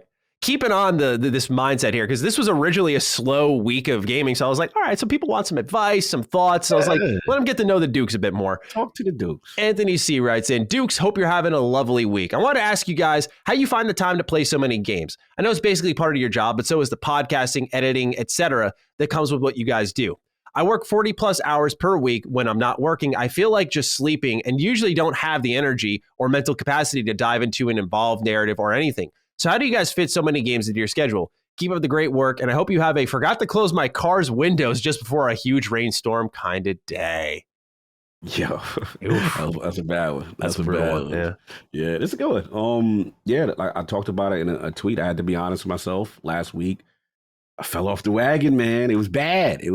Just, too much things and just stretching myself thin. And what I realized with the work life and content creator balance is, it's difficult for sure, right? It's difficult. And there's going to be times when each one is wants to dominate and fight for your time. And you're going to have to make tough decisions. Yes. And what I've realized is, okay, you recognize when it happens, and whatever you owe back, you have to set aside that time. You know what I'm saying? Because even with me, sometimes I'd sacrifice fun too much. Where it's just like, damn, I got to get these videos out. I got to do this. Yes, so true. Oh man, damn, work. You know what I'm saying? I got to do X, Y, and Z for this and for the company. And the next thing you know, I'm like, damn, I didn't spend any time really just doing what I want to do. Mm-hmm. You know what I'm saying? Whether it's just be mindless. And then then what ends up happening, you end up resenting the other things because you're like, man, I done spent 12 hours planning this damn show and getting this guest and preparing notes, and you start getting mad. So what I really do is sometimes I'm like, you know what? Stop. Mm-hmm. I'm going to go play something. I'm going to do something mindless. Now, last week it got a little out of hand with Destiny. It got a little too crazy. I think long term, right? You're going to get back to it. It was short term. Now it's like, okay, now what ended up happening was the physical went down. I was like, damn, it was bad, bro. I didn't hit the gym at all. Mm-hmm. I'm feeling sluggish. I'm like, okay, this week, calm back down on the game just a little. Just take a little bit power back. Yeah. Get back into your routine. Get behind back in that gym. Get back into get your cardio going. Get your stuff. And then what's funny is that for me, at least, with the physical stuff, that actually helps me get my energy up for the other stuff. To be honest, that's my secret. Like literally, when I'm in there and I'm like, I feel better physically, I feel better, and I'm getting better rest at the end of the day. So that's been it for me. It's never easy. Like it's always a fight. It's always a struggle. No. And then there's going to be things you have to understand that are out of your control, and okay, right now, life personally, I have this life thing I have to do. For us, it was ILP, the business. Becoming an LLC, there's so much responsibility with it. And I'm like, okay, this period, tax time. I have to, it's nothing I can do. I have to get it done. You recognize it. This month is going to dominate that. But then as soon as this month is over, boom, I'm going to get right back to the balance again. So as long as you have those honest conversations with yourself, you should be okay. But it's tough. It's not easy for sure. Yeah. I mean, there's not much I can add there because you perfectly portrayed what you got to do, which is just stay agile. You just got to sometimes it is focusing on your work mostly, and games will come way later. Sometimes it's your relationships. Sometimes it's your friends. Sometimes you're going to read a lot. Sometimes you're not. I just feel like it's always about kind of the flavor of the week at the same time as being reasonably balanced with things. And sometimes the scales will tip and you'll go a little crazy with one thing or another. But I think so long, Anthony, as you're aware of these types of things, is how you'll constantly adjust right. So right now it sounds like you're saying I work 40 hours a week, and then when I'm not working, I just feel like sleeping. To me, if I were just from the outside looking in, reading just this text, I'd say you may need a little more activity so that you have that energy to then play those games, right? Because if you just don't feel like doing anything but working, you may be doing what Cog was just talking about, where it's work, work, work, work, work, and you're not having any time for yourself. So you're just in an endless cycle. And sadly, that's just corporate, the corporate world at large and at work. And it's annoying. You know, I have a friend who's sounds just like you. He works a ton and he loves gaming, but when he comes back, he just hops on Discord with us and he just lays there and talks to us. And it's like, sometimes we gotta be like, yo, just fire up a game, bro. Like, I get it. Just fire up a game, though, enough. And like, again, Anthony, sometimes it's shaking yourself out of it. You may be tired, but let's be real with ourselves. Games are stimulating. So you'll be surprised. Sometimes you come in sluggish, and I've woken up while playing a game. So maybe I just am very reactive to it still. But overall, to me, I think a little activity can give you the energy you need, because for me, I had to be medically cleared. I'm good now. I'm going to start going back to the gym finally, but I wasn't. And so I had to go on walks for a while. And that was the way I kind of jogged the energy a little bit, because sometimes I'll get good sleep and I'm like, man, I'm still kind of sluggish today. And it wasn't stressful. It wasn't busy. I'm just tired. And you go on a walk and you get the blood pumping, and you'll be surprised at your energy difference walking out of that. So, the other way I fit it is I'm very lucky through Last Stand and through my personal YouTube channel and everything, Patreon, that I'm able to hire people. So when I'm playing something, work is getting done. That is huge. Yeah, it really is. And, I'm not ignorant to that fact that I'm very blessed to have that, where I can sit down. Like, just before this, I have the Star Wars shirt on. I recorded a retro rebound video for the episode 3 Star Wars video games. Lockmort was on it. He was like, yo, I'm available. Let's do this, because the Kenobi trailer just dropped. And that's what we've been doing, is like synchronizing these video games with these pop culture moments. It's been working out really well. And it's required us to stay agile. So like, immediately I recorded it. I sent him the file. So yeah, as we're sitting here doing this, which is still work, he's editing that. So once I'm done, that'll be ready. Otherwise, I would be finishing this, editing afterwards. Then it'd be like midnight. Then I'd be starting a game. I'd be like, no, it's too late. Who starts a game at midnight? So that's the thing that Cog and I think, benefit from, is we do have staff that I put staff in quotes, because I wouldn't call any of the people who work for me that, but people who help us make the things. So we do have time to continue providing people with insight on video games. Like I always say this, and I'll stop the rant here, is not enough people in the industry play games.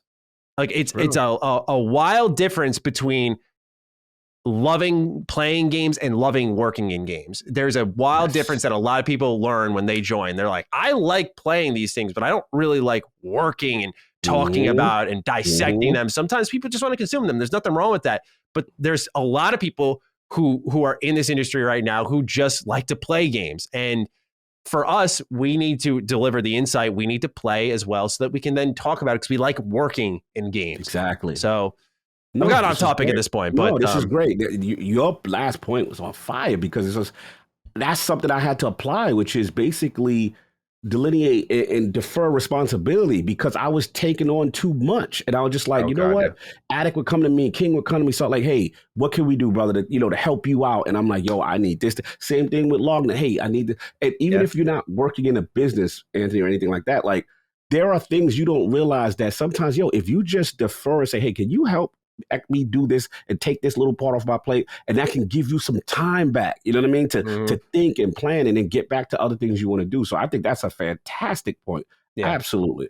And don't hesitate to be a little selfish, Anthony, and anyone listening. I have learned that this year. I have not made any, I gotta be honest, I've not made any podcast appearances. I have not I've not guested anywhere. I'm a very collaborative person, but I'm very selectful of that. I take weekends off exclusively. I used to upload 6 days a week. I upload 5 now. I think Retro Rebound makes up the difference for that, but still, like I don't upload as much. And I think I've been rewarded by that, because my audience is way more engaged and way more active. But I was willing to take the pay cut. I was, fortunately that never happened, but I was like, when I dropped it at the beginning of the year, I was like, I made a video saying like, I'm changing everything. Like I'm not doing this lifestyle anymore. And I had to risk, because YouTube loves daily activity. So always being there is constantly rewarded. And I had to be selfish and be like, look, I don't care that New Vegas 2 news dropped on Saturday. I'll see you on Monday. And I have to do that with everything. Bro, huge what you just said. Huge. And to the flip side, too, what Anthony was saying, we're talking about the sleeping, is that there's going to be, like these last 2 days, I was like, look, I could play some more. I could do this and that. I could do these. I need rest. Yeah. I need to shut it down sometimes, right? And it's like my body's telling me.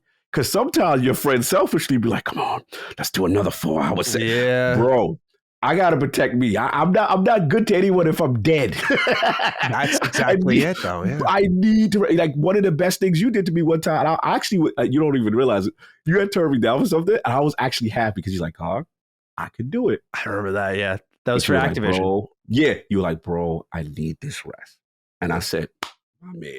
I respected that because I know you old man. No one's been more hyped for me turning it down, right? Yeah, I was like, you know what? Of course I wanted you on an episode, right? It was that IOP, big Microsoft Activision. Colin came through. Everybody came through, right? I'm like, gotta get the dude. You know what I'm saying? So selfishly, I'm like, I gotta get my man on. Yeah, man. You know what I'm saying? But he was like, bro, I'm really hurting. I need this time. And I said, you know what? I felt that. And I had no problem because I need to do more of that myself. Sometimes saying no and getting your rest and recover, then you end up being better for all the other stuff you want to do. So I'm with you, bro. Yeah. It's just such a fast-moving industry in our case that like it's very easy to get caught up and say like, I'll just stretch it out one more day, and then you don't know what's going to happen tomorrow. That'll stretch it out 2 more days. So you just gotta work smarter, not harder. And that would be my last bit of advice for you, Anthony, and anyone who's interested in having it. Last question, we'll get into the news after this, comes from John Garlett. He writes in, hey, Dukes.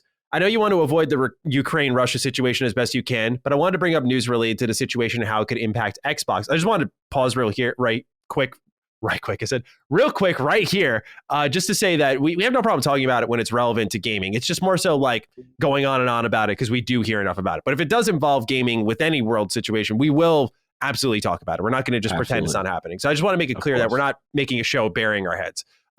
With that said, we do want to create a product that is for a place to escape. All right, let's keep reading. John Garlett writes in saying, Replaced, which was one of the surprise hits from the 2021 E3 showcase, needed to relocate due to the ongoing situation. Atomic Heart is being developed in Russia, which Xbox just suspended sales, while Stalker 2 is being developed in Ukraine, as mentioned in last week's post and video. These are some of the bigger Xbox titles from E3, which will at best be delayed and hopefully not canceled.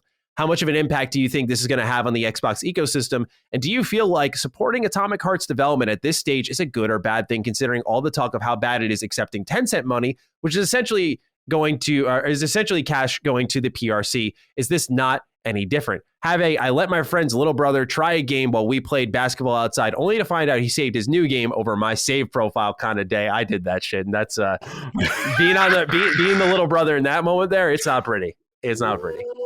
Not pretty, man. Good question, man. Good question, yeah. Shout out to John, man. Yeah, these are those, those discussions, right? Where we know we're cognizant of what's happening in the world. It's really affecting everybody. The horrible, it's just horrible right now. Let's just call it what it is. It saddens me every day to see what's going on in people's lives uprooted. And now it's bleeding into the game, right? And bleeding into game development and people have to move. But to his question, I think I want to shout out Dustin again. I was listening to Sacred Symbols. They were talking about, what can you do or what, personally. I think everyone's different, right? And in reference to, let's be honest, the elephant in the room, which is whether Russian developed products or whatever, to me, it's a personal choice again, right? And it comes down to what you feel comfortable. And if you don't feel comfortable supporting this developer or whatever with Atomic Hearts, whatever, then that's a personal choice. And I understand it. And I don't think there's a right or wrong answer here. It's how you want to help or what you feel can affect change. And it's a person. To me, it's the same thing with Tencent, because at the same time, it's going to bleed into something you like, and it's up to you. And I don't think it's a wrong answer. Some people are like, hey, if I do that, what is it really affecting? It may not affect anything, and you continue to support it. That's your choice, right? But if you feel strongly that, hey, I don't want to do anything, have anything to do with it, by all means, more power to you, brother. So that's my stance on it. I'm watching this thing develop, as far as the Stalker 2 thing, that definitely hit home. I was like, wow, this is close to home now. This is really... affecting it. All I care about, is just I don't like seeing people's lives in danger. I don't Same. like seeing the destruction and displaced families. That really it really pains me to see this stuff. So I just hope that there's a resolution soon, because it just seems to be getting worse and worse every day. So that's just where I'm at with it right now. Yeah, I completely agree. And John, you wrote in about the impact this would have on the Xbox ecosystem. And I think it's pretty clear that it's been hit hard, right? Stalker 2 is already delayed, but now it's definitely delayed indefinitely. I keep saying definitely twice in sentences. I apologize for that. You're good. Atomic Hearts is an interesting situation because I again, completely agree with Cog, where it's the mindset of it's up to you. I will say this, PlayStation fans, if you don't want to support the devs, it's day one on Game Pass. So, apparently that's the, No, that's the thing now. Yeah. You You're funny. I know what you did there. That was funny. So, the PlayStation fans win this time around. I'm kidding. But yeah, it's available on Game Pass. So if you don't want to put your money down for Atomic Hearts specifically, you don't really have to. That money's mostly going to Microsoft. It's going to make its way there. And again, it's a moral choice. But I'd imagine less so if less so money is going their way if you're downloading it for free on Game Pass. So just keep that in mind. But it is very sad what's going on there. And I'm sure this won't be the last we hear of a game involved in Russia that do we support this or do we not? I think, again, this is case by case where Tencent clearly I don't think has great intentions for video games. I think they have a pretty damaging reputation overall following them. And their involvement has not made anything better as far as I've seen, right? It's typically in the genres I hate, the service games, the mobile games, the things that make gaming worse. I find it tough to say that the Russian government and Atomic Hearts overlap entirely. I get what the mindset is though, but for me personally, would I support this game if that were a question I'd get? I'd have to really think about it, but I'd say I'd probably still end up buying it because this is a situation where there's a moment you're caught in the crossfire where something like Tencent's a deliberate choice, right? So I would probably still support it, but I totally respect the mindset if people don't want to. I get it. Yeah. Because there's a lot of companies that are kind of doing nothing by saying Xbox not selling games in Russia. I get the idea is to create pressure, but you're just kind of punishing general citizens. And I don't know how much that's really actually accomplishing in the efforts of stopping a war. I don't want to go too off track and get overly politicized here, but that's kind of where I stand on the situation. No, I feel you. I'm with you, man. Personal decision, and I completely understand both sides on that one. Absolutely, I agree. Defining Duke is brought to you by Policy Genius. Life insurance is super important because it can give you the peace of mind that if, heaven forbid, something ever happened to you, your loved ones would be well taken care of, where their everyday expenses could be covered for the time being. If someone relies on your financial support, whether it be a child, aging parent, whoever, you need life insurance. And I know for me, at 26, life insurance is something I've actually started to consider.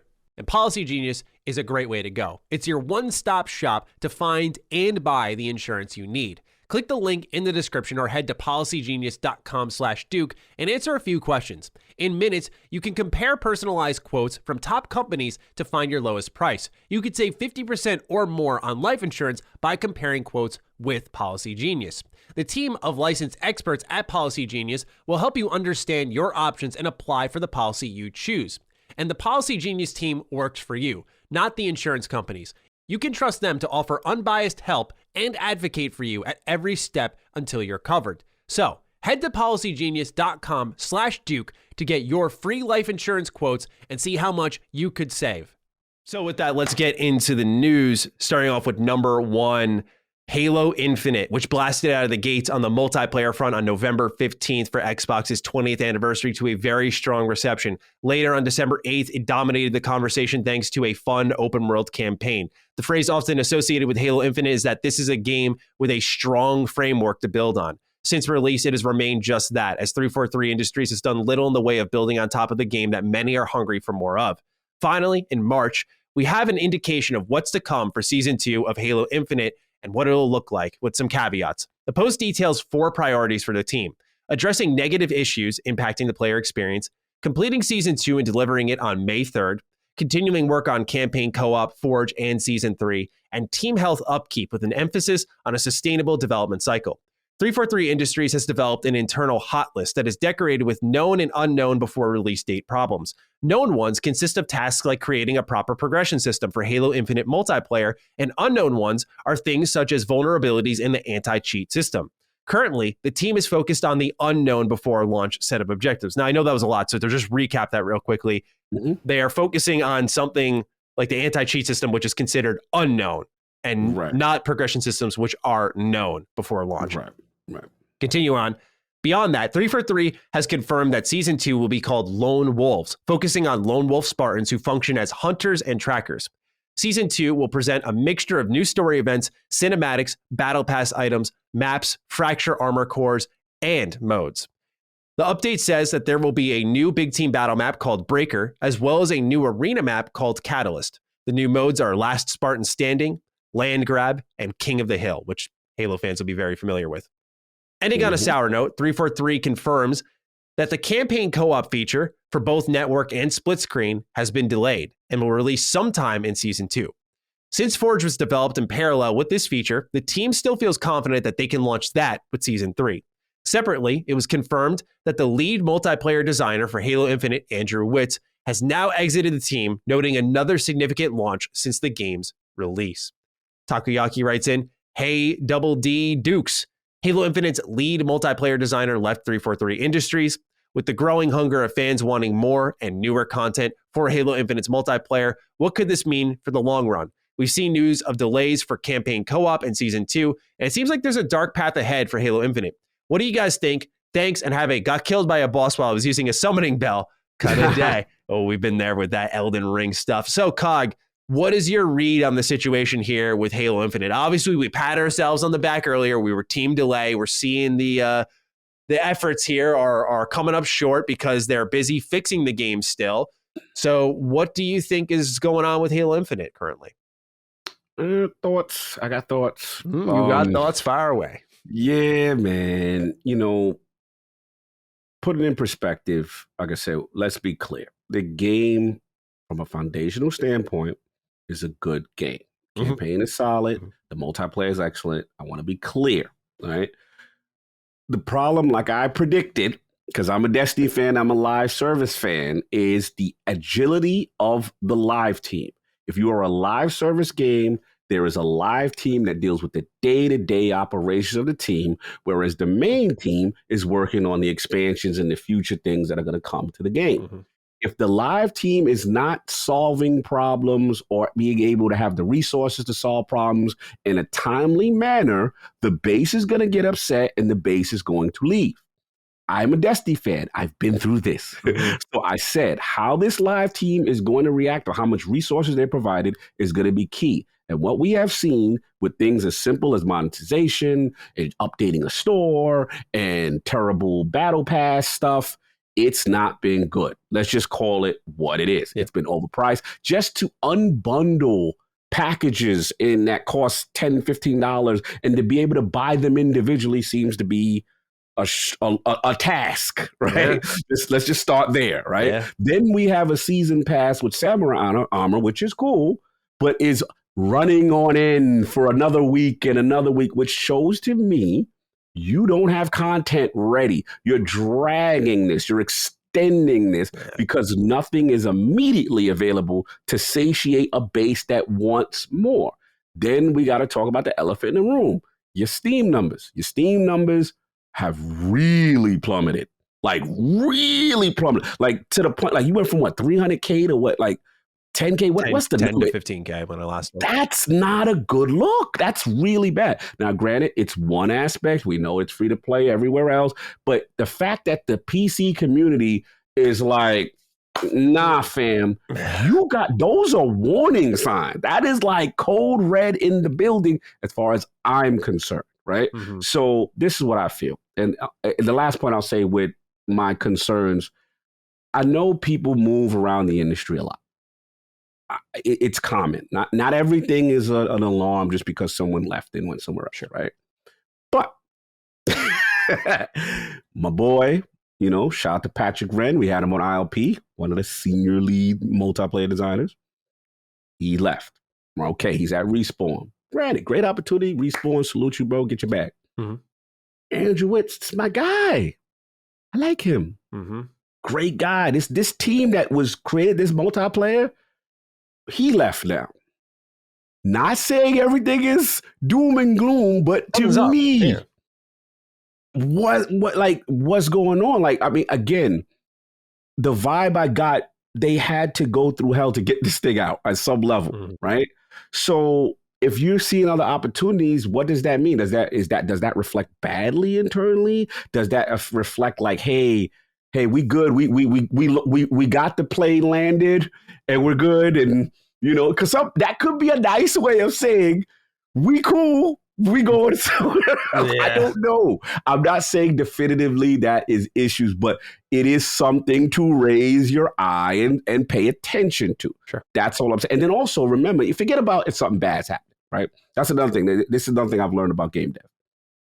Sometimes it's something, this is what I've learned, is sometimes as simple as when there's a new regime change, right? And we know Staten's at the top.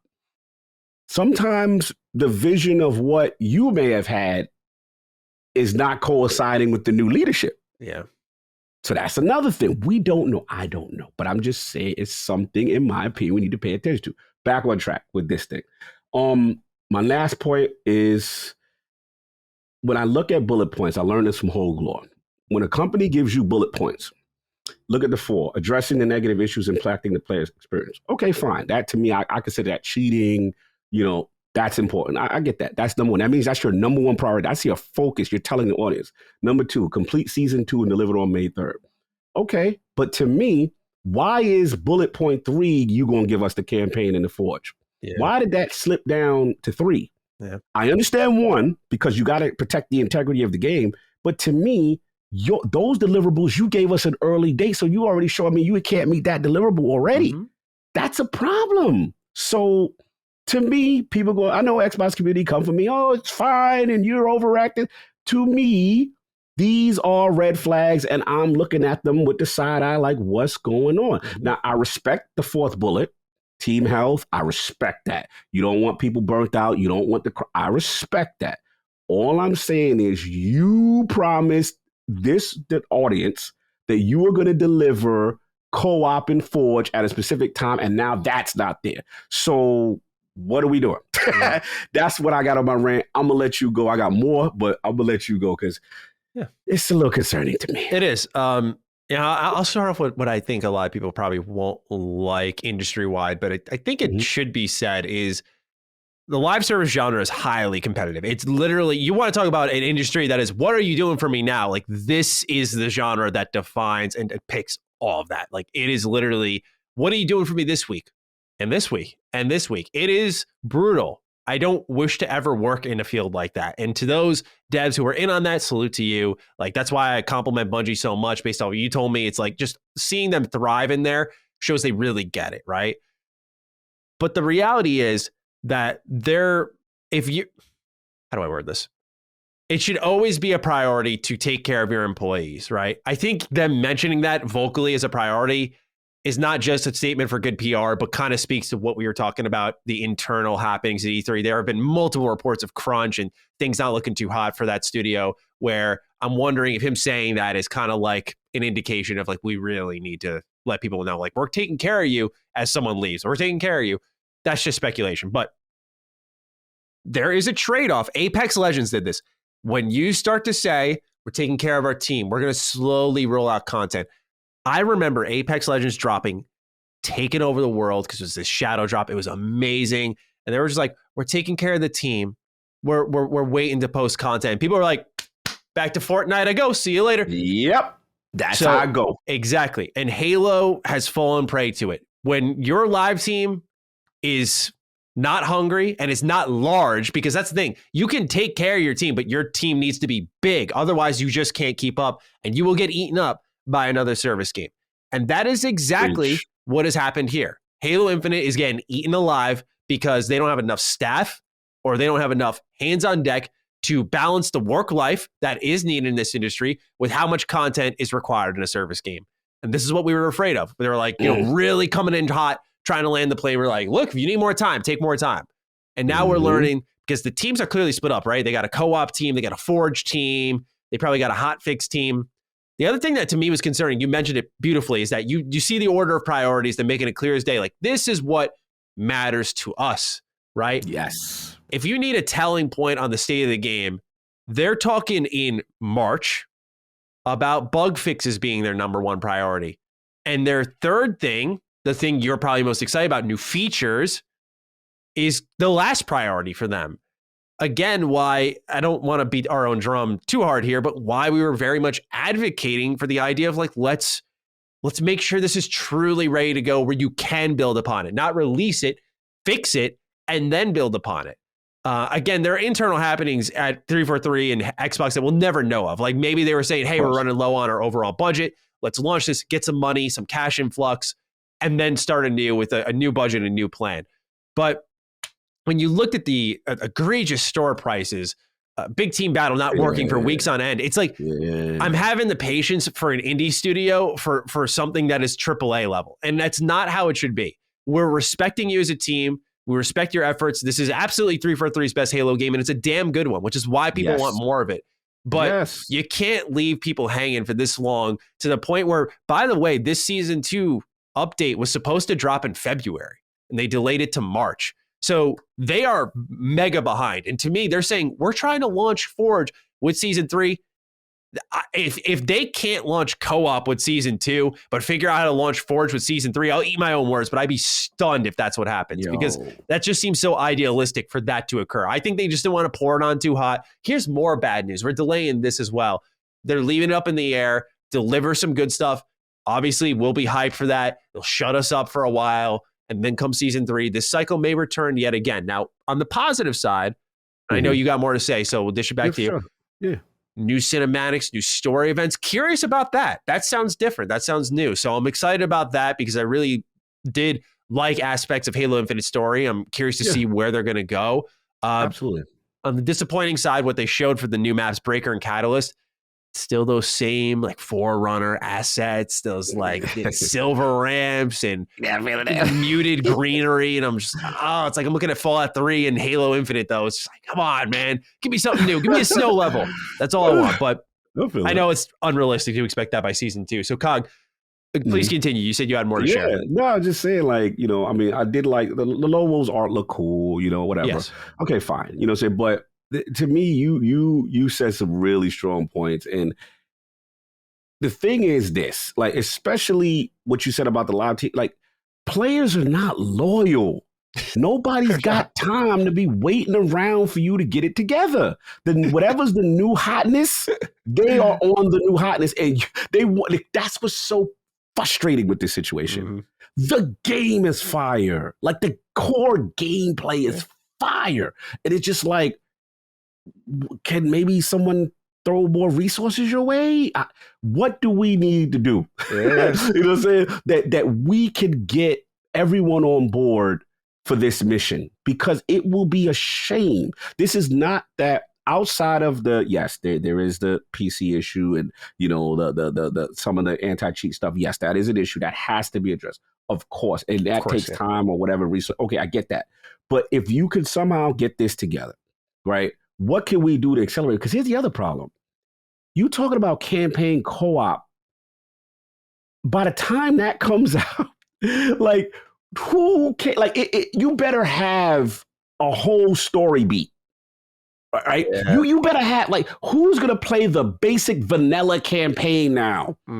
All right, it's out, y'all.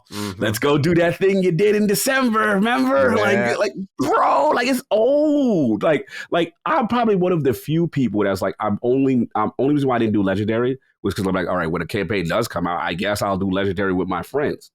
But at this point, if you don't have anything to package it with that's new, it's literally a feature on an old campaign that everyone and their mom did already. So what's the appeal really at that point, right? Yeah. So I don't know. It just, They better get it together, man. I've seen Destiny do this, and I remember the joke was, "So, how's the live team doing?" That was the joke. We'd be like, "How's that live team? We still haven't got new maps. We still haven't gotten this." And that's the joke. And people are not. Look, Destiny had to learn the hard way. Yeah. Division came out at one point. Anthem came out at one point. Outriders came out, and it's just like, bro, if you don't get these things addressed, they are out. They are not loyal, bro. So that's just me. Yeah. I'm just hoping for the best. And mind you, we're talking season 2 roadmap planning and delays in March. So it's 2 months out before this stuff lands, and know that beyond that is when the campaign co-op will eventually drop. Probably E3 timing, summer showcase timing, you'd imagine. Like, bro, it's just it's unfortunate. Last point, all it takes is Fortnite drop a new, you know what I'm saying? APOC drop a new this, here come Warzone. Like, you will be behind if you do not get on this quick. So we'll see. It's on them. Yeah. Sad to say, or sad to see, but with that, let's move on to number 2. This one was really interesting, I thought. And thank you, Cog, for pointing me in the direction of this news update, because I was very excited when I saw it. Bethesda Game Studios is quite busy with finishing up Starfield, but don't be too surprised about a new reveal inbound for the studio.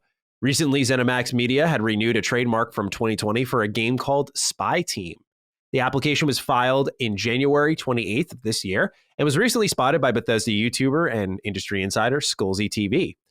The trademark was originally filed in 2018, and speculation had driven people to the conclusion that this was Bethesda Game Studios Austin working on another title, thanks to job listings that confirmed this team is working on a AAA game outside of Fallout 76. Now for a bit of a history lesson, Bethesda Game Studios Austin was formerly known as Battlecry Studios, where they announced the game Battlecry in 2014. The game was eventually canceled, where Battlecry Studios was then rolled into Bethesda Game Studios family as the third studio behind Montreal, where they would then rebrand their name to BGS Austin. So they did have something in development at one point in time that was canceled, and I won't imagine that it was entirely abandoned just to work on 76 as originally a support team, but now the main team. So, Cog, what do you feel about potentially BGS Austin releasing a new game? This was the team that really mostly did the work, as many people don't report it, mostly did the work for Fallout 76, right? Interesting. Yeah, so this is how do you feel that they're making a new IP potentially? I'm always excited for new IP. I'm always excited. I want to shout out my boy, who put this one, my boy Dealer Gaming as well, who had this out there. But yeah, like, this was a surprise to me, because I guess from a resource standpoint, I didn't think anybody would be available to be doing anything. So again, when I hear new, I just like the name. Can I say how I like the name? SpyTeam, yeah. SpyTeam. What's SpyTeam? What is that about? Where are you going with this code name? You know what I'm saying? So I'm excited. You know what I mean? I want to defer to you. Like, what historically, I don't know too much about Bethesda Game Studio Austin. Like, outside of the 76 thing, is there anything else on the docket, on the resume, that we should know about or aware about, or that they kind of responsible for? They announced Battlecry in 2014, because I remember this was during a time where everyone was looking for like something from Bethesda relating to Fallout 4, and they announced this, and people were like, what is this? And it was like a hero fighter game that they eventually canceled, and that was the only game they did. And when that got canceled, people thought the studio shut down with it, but then they, at QuakeCon 2018, I want to say, announced that BGS Austin was joining the fold, where they said this was formerly Battlecry Studios. I think Pete Hines was the one who confirmed it. So, yeah, they then worked on 76 in earnest, helping finish that game and really taking the reins afterwards. And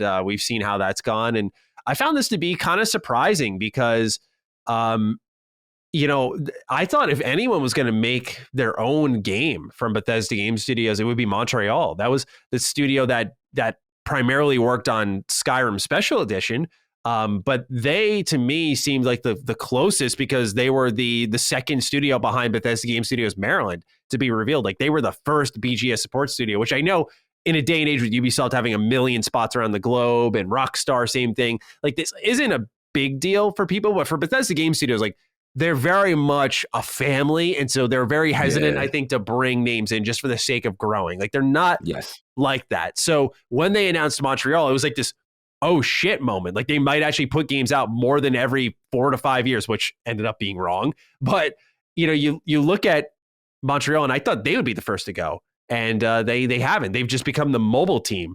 So I'm curious to see what BGS Austin does. I'm hoping it's not another service game. I'm really just I know it's not the Todd Howard team, so they can do what they want. They don't necessarily have the DNA and the definition of what that studio is, but they're going to be using the BGS brand. BGS, let's not do what Platinum Games did. Like, we know what BGS is known for. Let's make this single player. Let's make this some kind of RPG. Let's rock with that. If SpyTeam is like that, great. But since BGS Austin has been so deep into monetization with those hirings I was looking at before this show, I was not feeling super confident that this was single player, but this could have been for 76. But the way they defined it was their next AAA game. So I think it's quite telling. Yeah, it is. I mean, I just find it interesting that the trademark is renewed. You know, I think that is very interesting. So clearly they're sitting on something. It's clearly an idea, and they're ready. It appears that, either talk, present, or as far as development is concerned. So, yeah, I'm curious. Like, what is this, and how quickly will we get an announcement? And I'm very curious. This was a left field one I didn't see coming, to be honest. I thought Bethesda was completely locked up with everything, and this wasn't something that was on the radar. So yeah, I'm curious. Yeah, and this isn't the first time Bethesda's done this, which is why originally I was hesitant to even talk about it, because they've had this trademark for a while that's either been on like the drawing board or something. It's been called Giant Monster News, and it just keeps getting renewed by Bethesda. People are like, what is this game? And it's been in the wheelhouse for a while. It's kind of in the same realm as, I remember there was Void, which ended up being the engine for Arcane to make Dishonored 2. And there was Redfall, which people thought was the next Elder Scrolls, and it ended up being the Redfall we know nowadays, again, with Arcane. Gotcha. So these trademarks from Bethesda always historically take a while to come to fruition. I was doing some research on Diofield Chronicles, and it turns out that I think it was October or November last year, they found a trademark for that. So these do eventually become things, but in the case of Bethesda, it does take a while. They don't always pull the trigger on everything, but for this to be renewed again for a second time in 4 years, I imagine this wouldn't surprise me too much if it was announced finally this year on whatever it is, because it was started in 2018, right? Which is when 76 came out. And they've worked on it for a while, renewed it in 2020, pandemic hits, renew it again in 2022 for possibly a reveal. Yeah, and the vibe I got, again, not knowing too much, it's like, if you're renewing it, you believe in this vision. And then at that time, it's pre-Microsoft acquisition. So now, one thing we have seen with Microsoft is that they will allow you to do projects that you've kind of had in the tuck, and you've been wanting to get out. Now that the resources there, we've seen examples of that. Grounded Obsidian, even though that one didn't work out, but I believe Bleeding Edge, Ninja Theory, and you know what I'm saying. So if you've got things in the tuck, one thing they've shown is that. So maybe now they're like, you know what, we can put this thing into motion. So I'm curious. Hopefully we get an announcement. Yeah. Especially if it's live service, right? That's with Xbox in the fold, right? They want that Game Pass. They'll be all about putting that out there.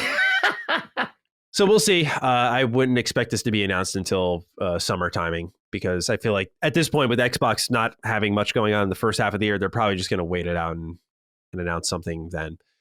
All right, let's move on to number 3 here. Xbox is growing in Japan for its own standards, but it's hard to imagine they're proud of these numbers. It's been confirmed that the Xbox Series console has already outsold the Xbox One, with a confirmed number of 2.3 million combined Xbox console sales in 20 years. Yes, really. This includes the original Xbox, Xbox 360, Xbox One, and now the Series systems. Here are the splits. The original Xbox sold 472,992 units. The Xbox 360 sold 1,616,128 units. The Xbox One in its lifetime sold a whopping 114,831 units. And then the Xbox Series X and S has well surpassed that at 142,024. The games are equally telling as the strategy that worked for Xbox when they had their biggest success in Japan. We'll let them speak for themselves. The top-selling Japanese game for Xbox was Dead or Alive 3 on the original one. 271,149 units were moved. Then, the following games were all for Xbox 360. The second highest Japan-selling game was Star Ocean 4: The Last Hope, 208,521. Afterwards was the exclusive originally Tales of Vesperia, 204,305 units sold. Then the next exclusive, Blue Dragon, 203,000 units sold. Lastly, The Last Remnant, 154,493 units sold. And to my disappointment, where the fuck is Lost Odyssey? What's going on, Japan? That's your game, man. What is going on? Get my man Mistwalker the support. That was the best 360 JRPG. Hands down, bar none. I respect these on this list, but no Lost Odyssey? That's a crime. Yeah, that's a surprise. Wow. Anyway, Cog. So my thoughts kind of leaked into this write-up here, so some people know how I'm feeling. Let's dish it to you for the fresh original take. I'm going to use the bathroom. How are you feeling about Xbox in Japan? Yeah, I guess progress from the Xbox One generation. Good Lord, Xbox One, man! Oh man, that was very surprising to see the original Xbox just have so much more than the Xbox One. Look, the region, it's just not something that people buy in the region. We have to be clear about that, right? And what we want is for that to change. That's why, me personally, I've been pushing for Japanese development, the initiatives that they've been having there on Xbox Wire, as far as in the ID at Xbox and continuing that push, because I don't want them to completely give up in the region. We understand the challenge. We understand the battle, but you just don't want to be non-existent. So, I think it is telling to me that the Series X and S already in its infancy stages of already blew past the Xbox One for a whole generation. That is funny to me. Like, wow. You know what I'm saying? Also surprised to see that 360, some moderate success. But look, we ain't going to sugarcoat it. 20 years and it's, 2 million is not a good look, right? It's just not. It's just not bad. It's just bad. So this is why you gotta do your grassroots. You gotta do your farm. You gotta do all the things we're talking about, because you don't want to have no presence at all, right? Yeah.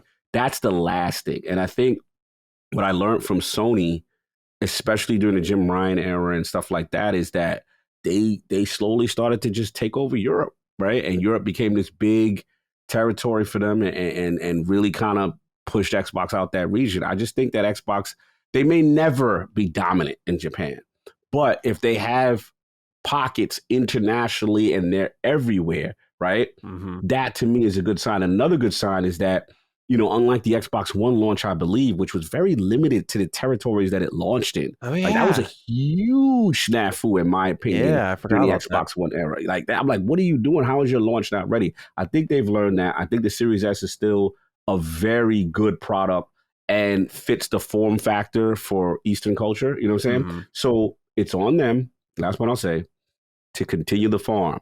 The Xbox Wire, the ID at Xbox, the developers, the signing Japanese developers when they are available. Yes. Platinum. Yes. Kojima, get that going. And because look at this sale. Dead Alive 3, I remember when that was OG Xbox.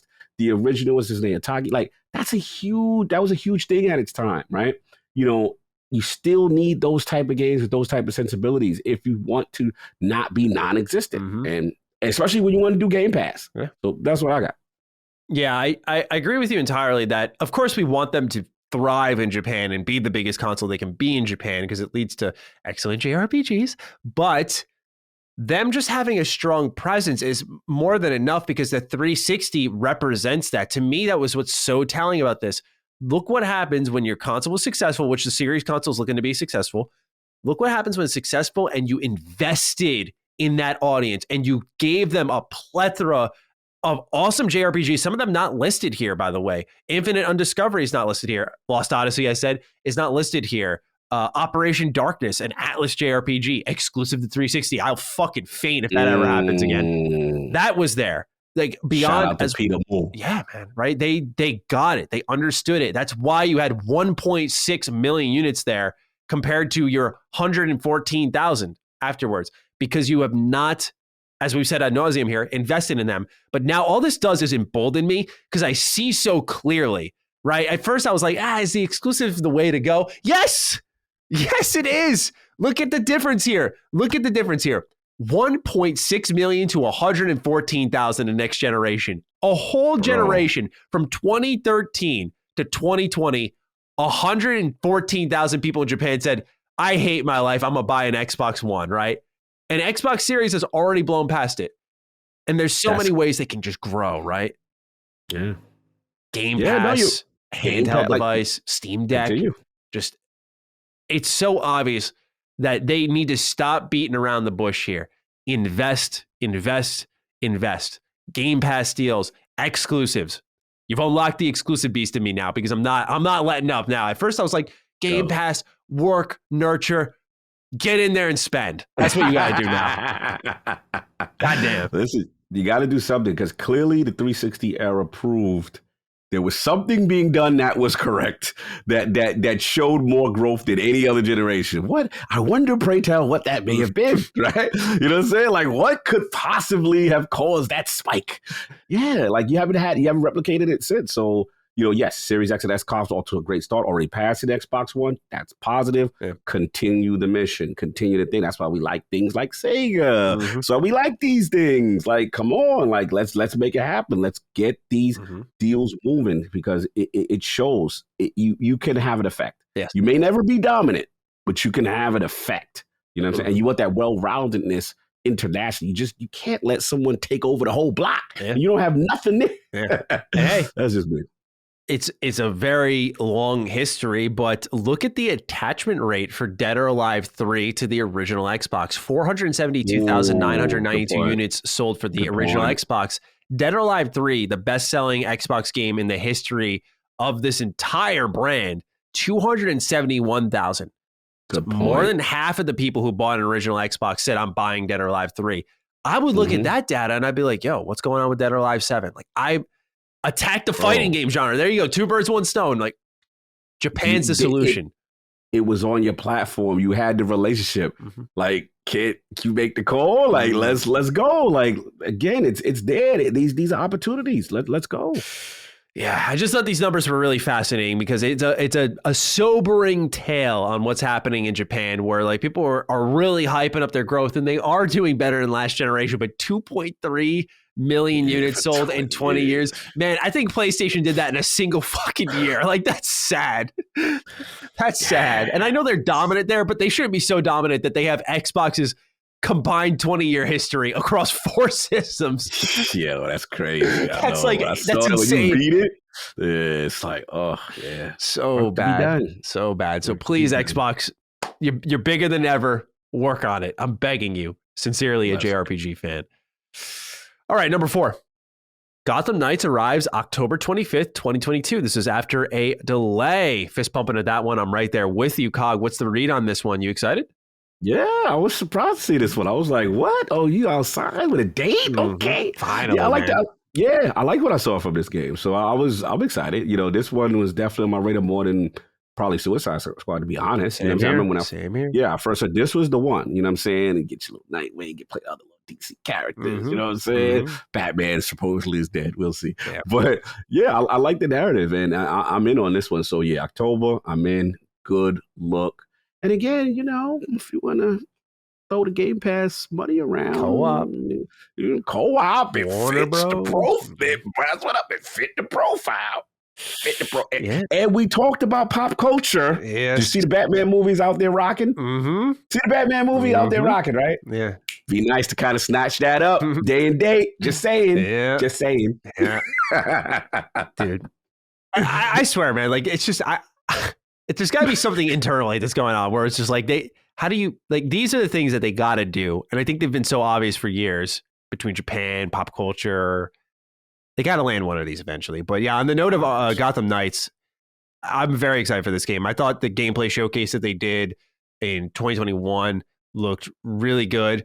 And it looks like a fun co-op romp in a Arkham City-like setting. And that has me excited. I'm hoping that they do stick to the guns of Batman being dead because it allows these other comic book characters to shine, right? They got Red Hood in there, man. Yeah. I can't describe how awesome that is because there was an animated film I watched. I forgot what it was called, but it had Red Hood in it.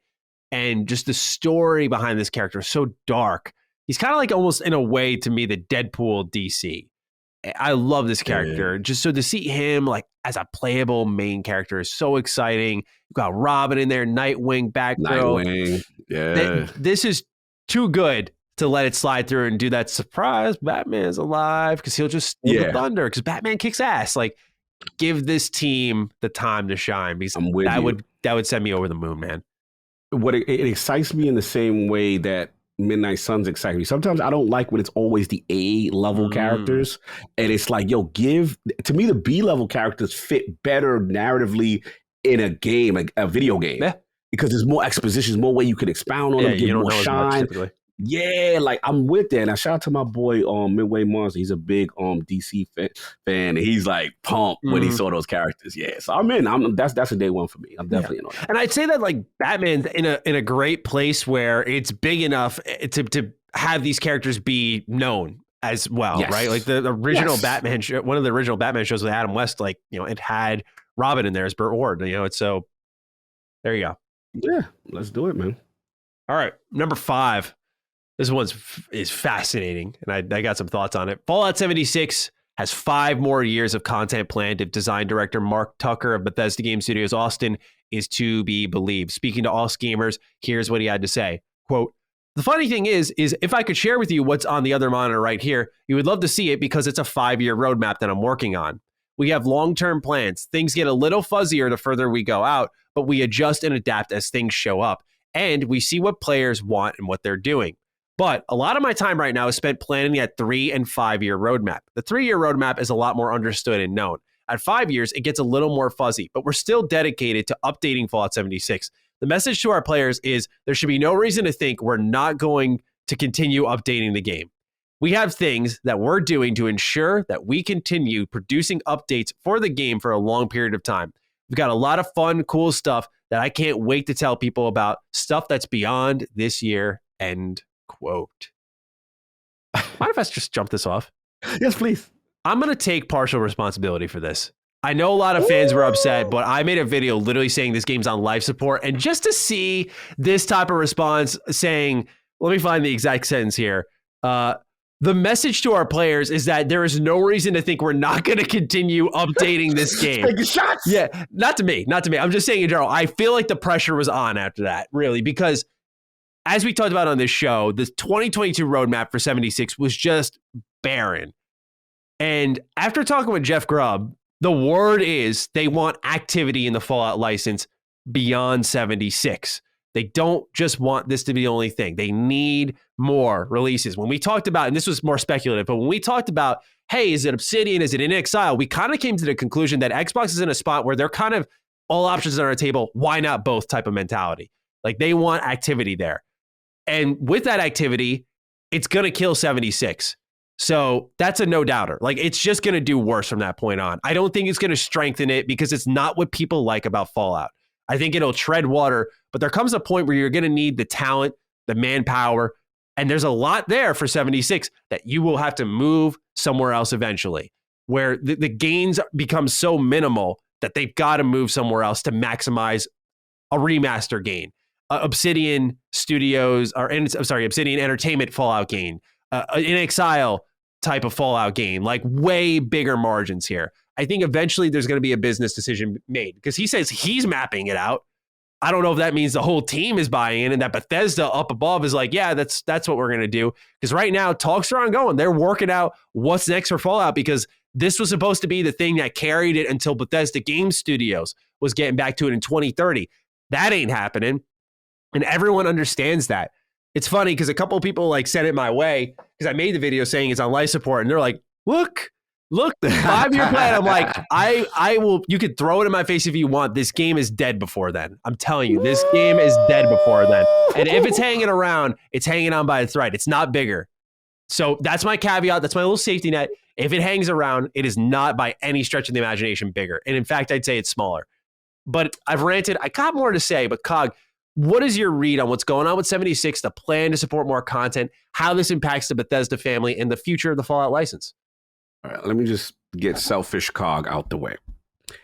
I don't care about 76 right. at all. I tried to give it a chance. Where they lost me off the rip was the reason why one of the main reasons why I love the Fallout series is I think VATS is the coolest thing ever. Once I was shooting in real time, it was no, and I know design program wise, VATS probably not going to work in no online service environment. I get it. But that's when I realized, damn, I love VATS, but I can't do it. Mm-hmm. I don't like this game. So I was kind of, and then it was janky. Yeah, it was janky. It was rough. At the beginning, I was just like, I'm good. I remember when it went free. I'm good. You know, they bounced back.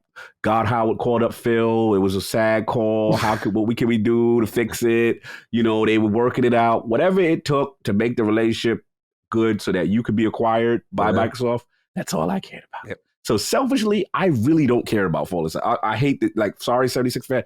I don't care about you. I want a main Fallout game. Mm-hmm. Now, this is the question I have, which is, what are the player counts? I'm very curious. They're not atrocious. You know, I don't want to sit here and sell like it's completely dead. It's definitely declining in a manner of speaking. Declining. Okay, because I'm curious on that. But the reason why is because if you're talking about roadmaps, then I was like, well, maybe it rebounded. Maybe it has numbers. I don't know. I don't play this game. So it's like, that's what I'm curious about. But is there enough for them to justify this kind of talk? Because maybe it did rebound and maybe people are playing. Maybe did it No Man's Sky? I don't know. So, you know what I'm saying? Yeah. For perspective here. Let's go. This is really important to note here because it serves a point that I've been making for a while, but to put numbers behind it really helps. So I don't want to just run all my argument off of the Steam player charts, but it's a really helpful resource to kind of get a gauge on where this game is at. In April 2020, for those who never tracked 76, they released Wastelanders, which was the big expansion that overhauled the game. And that is when I said this game is in a good spot, because you thought from there they'd keep building on it and kind of just realize like people wanted co-op Fallout, not live service Fallout, which is a big difference there. And it looked like that was the direction they were heading. You could quest together. There was dialogue. Some of those dialogue choices were better than Fallout 4's. Like it was kind of crazy. Yeah, it was a good expansion. I'll always give them props for that. Then the Steel Dawn and Steel Rain stuff came out and it was underwhelming. It was not what they had delivered on. I think it's because Wastelanders, while it turned around a lot of community perception and made a lot of current fans happy, it didn't bring in a new audience. So when you look at the Steam player charts, and of course, Fallout 76 for some time was a bigger Game Pass game.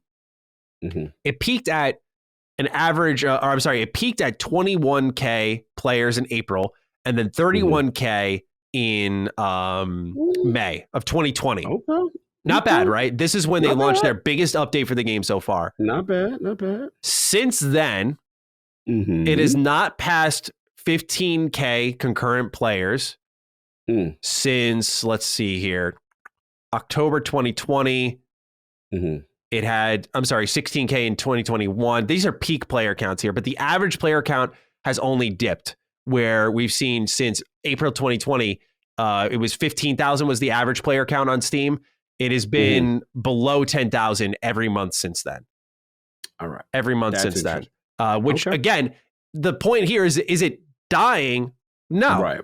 No, not really. It's treading water, which is what I've been saying for a while. Treading, yeah. That's what I'm looking at. It's not growing, and it's why 76 has a battle pass, a subscription service, and an atomic shop, aka the microtransaction shop. The reason they have that is because are they going wide and getting new players? Clearly not that many. But are they cannibalizing and like having the players eat out of their hands that do love this game? Of course, right? And don't get me wrong, these numbers aren't definitive in the sense of like they only have 5. Right now it says a 24-hour peak was 6.7K. Okay.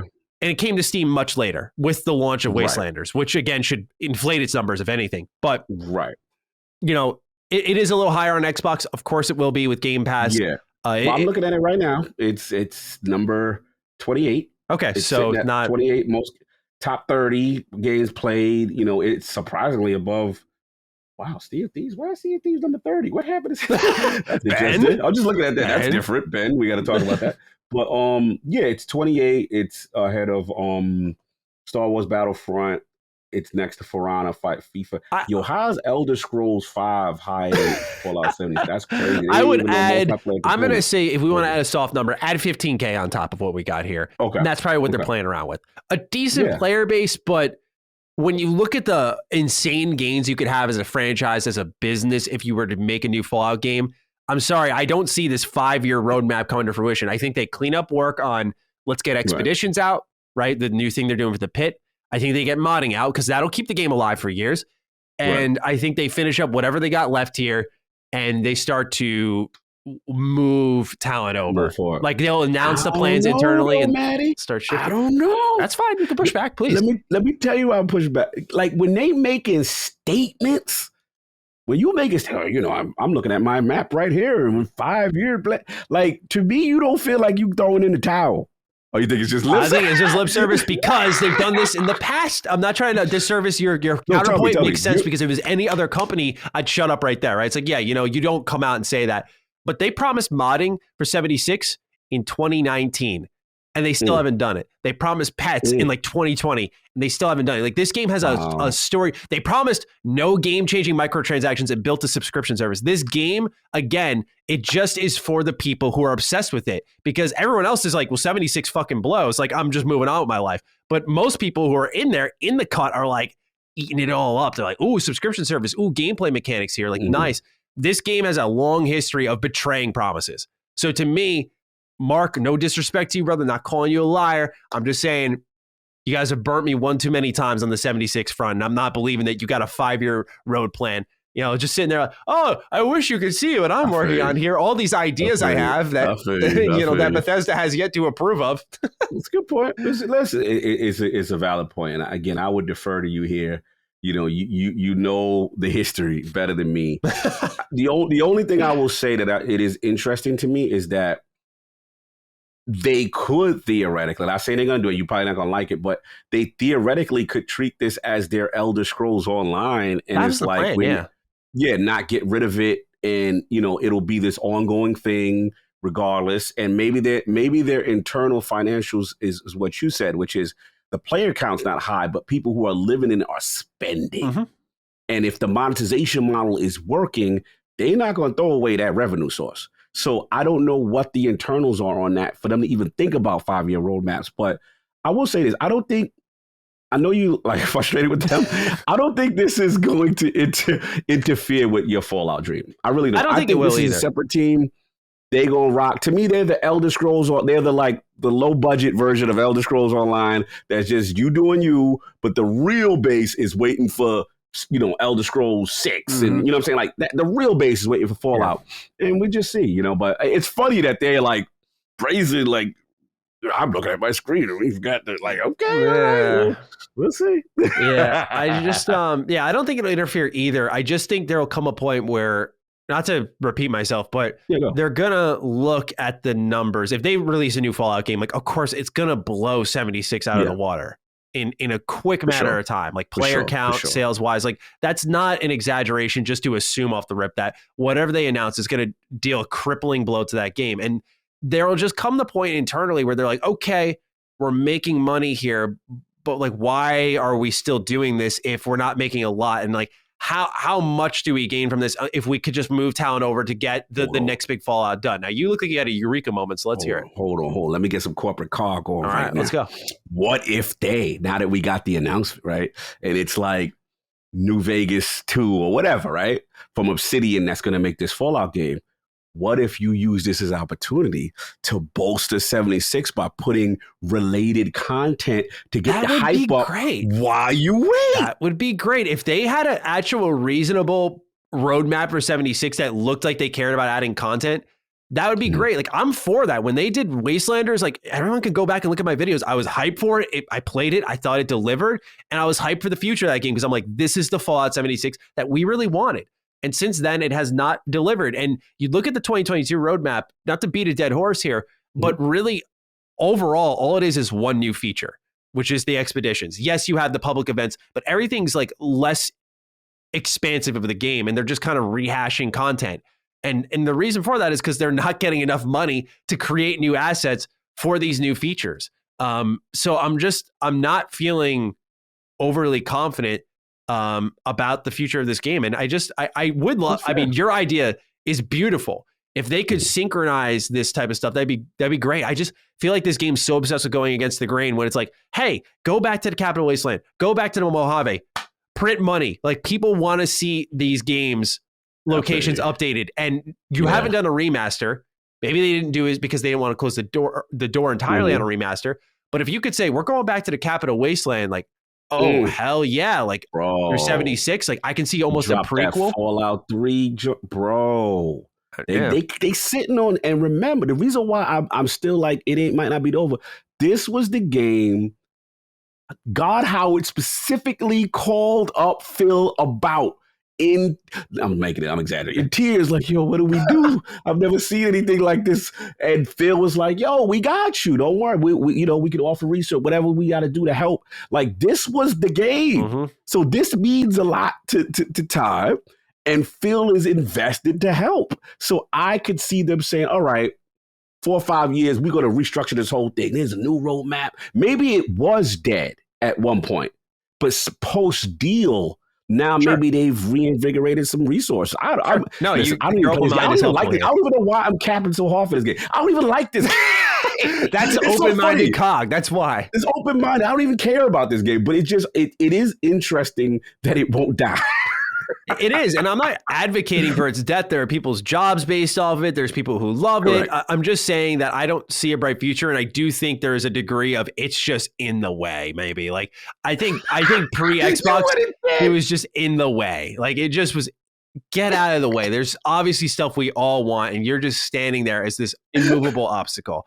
That said, though, I think you bring up some fair points, Cock. Like I do think maybe Xbox could have shaken things up. Little influx of cash. Maybe they do something different, because the idea with 76 with the service mindset was really like people were excited about the idea of we don't have to wait 4 to 5 years to check out a new location in Fallout. Like we can go to these new locations recurrently in expansion form content and see what it has to offer. Like, hell yeah, that sounds great. Still to this day, as you just saw me react, like it sounds awesome. If they were like, you're going to Mojave, and we'll see you in 2023. It's like, okay. They're seeing a little bit of that with the pit, but it's coming now 4 years after the release of the game. Like, that's the point, is it's like there's a window. There's a window. Yeah. There's a window. And if they've now reinvigorated the window and they're like, yeah, we're going to start doing this. We're going to start going to a ton of new spots. It's like, okay, this could work, because it's, Fallout's a lot. It's just exploration. It's seeing these new desolate locations, and this game could have thrived on that, but they kept you in the Appalachia for 4 years just doing the same bullshit. So we gotta see. Now you got me. I'm gonna be paying attention to every 76. It's worth paying attention to because it's so invested with this now. Yeah, it's worth paying attention to because it's a very, very interesting game to follow. All right, last bit of news here goes to GTA 5. GTA 5 is the only game outside of Skyrim to release 1 billion times over, and soon on March 15th, the game will arrive to Xbox Series consoles as well as PlayStation 5. It should be a safe expectation that one of the best-selling games of all time, and one of that is continuously in the top 20 sales for each month since its release, can hand out a free next-gen upgrade. Indeed, there is no free upgrade path for existing owners of the game. GTA 5 will instead carve its own path by selling the single-player component of the game at 75% off at $10 before moving up to $40 after 3 months. That pricing is the current situation for PlayStation. Puzzlingly, Xbox fans have to pay more. The same exact single-player mode will cost Xbox players $20 before moving up to the same $40 as well after 3 months. GTA Online will be free on PlayStation 5 for the first 3 months. Meanwhile, Xbox fans will have to pay $10 for that as well before the price goes up for both platforms to $20. Michael Buffalo writes in, "Hey Dukes, GTA 5's next gen will not be a free upgrade for previous owners of the game. Even worse, Xbox owners will have to pay a little bit more than PlayStation owners. My question is, with GTA 5 being the best-selling game of all time and a mainstay on the monthly NPD, how bad of a look is this for Rockstar?" Cog, what's the read on this one? Yeah, this is weird. I was kind of looking into it, and I saw I think an article, I don't know, it was Video Games Chronicle, they would kind of say it appears due to some type of previously announced promotion, which sees the GTA Online available for PlayStation Plus subscribers to claim it free so that's what seems to be in play here. So I don't want to get too crazy on them, but it is weird. Like why they were getting this extra, this kind of deal, but maybe just some type of marketing deal with PlayStation Plus could be at play here? Because I've never heard of anything like that. I was like, why is one group paying more than the other groups? I was about to go in. I was just like, what is this? So that's what it seemed to me. Maybe just some type of pre-existing deal with PlayStation Plus that is affecting that price. For sure. But from an optic standpoint, it don't look good. It don't look good at all. That's all I got, really. No, yeah, I think it's interesting that PlayStation as well as Take-Two are taking this route of trying to monetize upgrades. Like, I guess with some games, if I see you need some money, okay, sure. I mean, PlayStation, you don't need more. Take-Two with GTA 5 certainly doesn't need more. I don't know how you can be one of the best-selling games ever made and still ask for $10 to upgrade. Of course, yeah, it's because the amount of people who own it are going to pay $10 in mass, and they're probably going to make more than they made off GTA Trilogy. Like, it's going to be insane.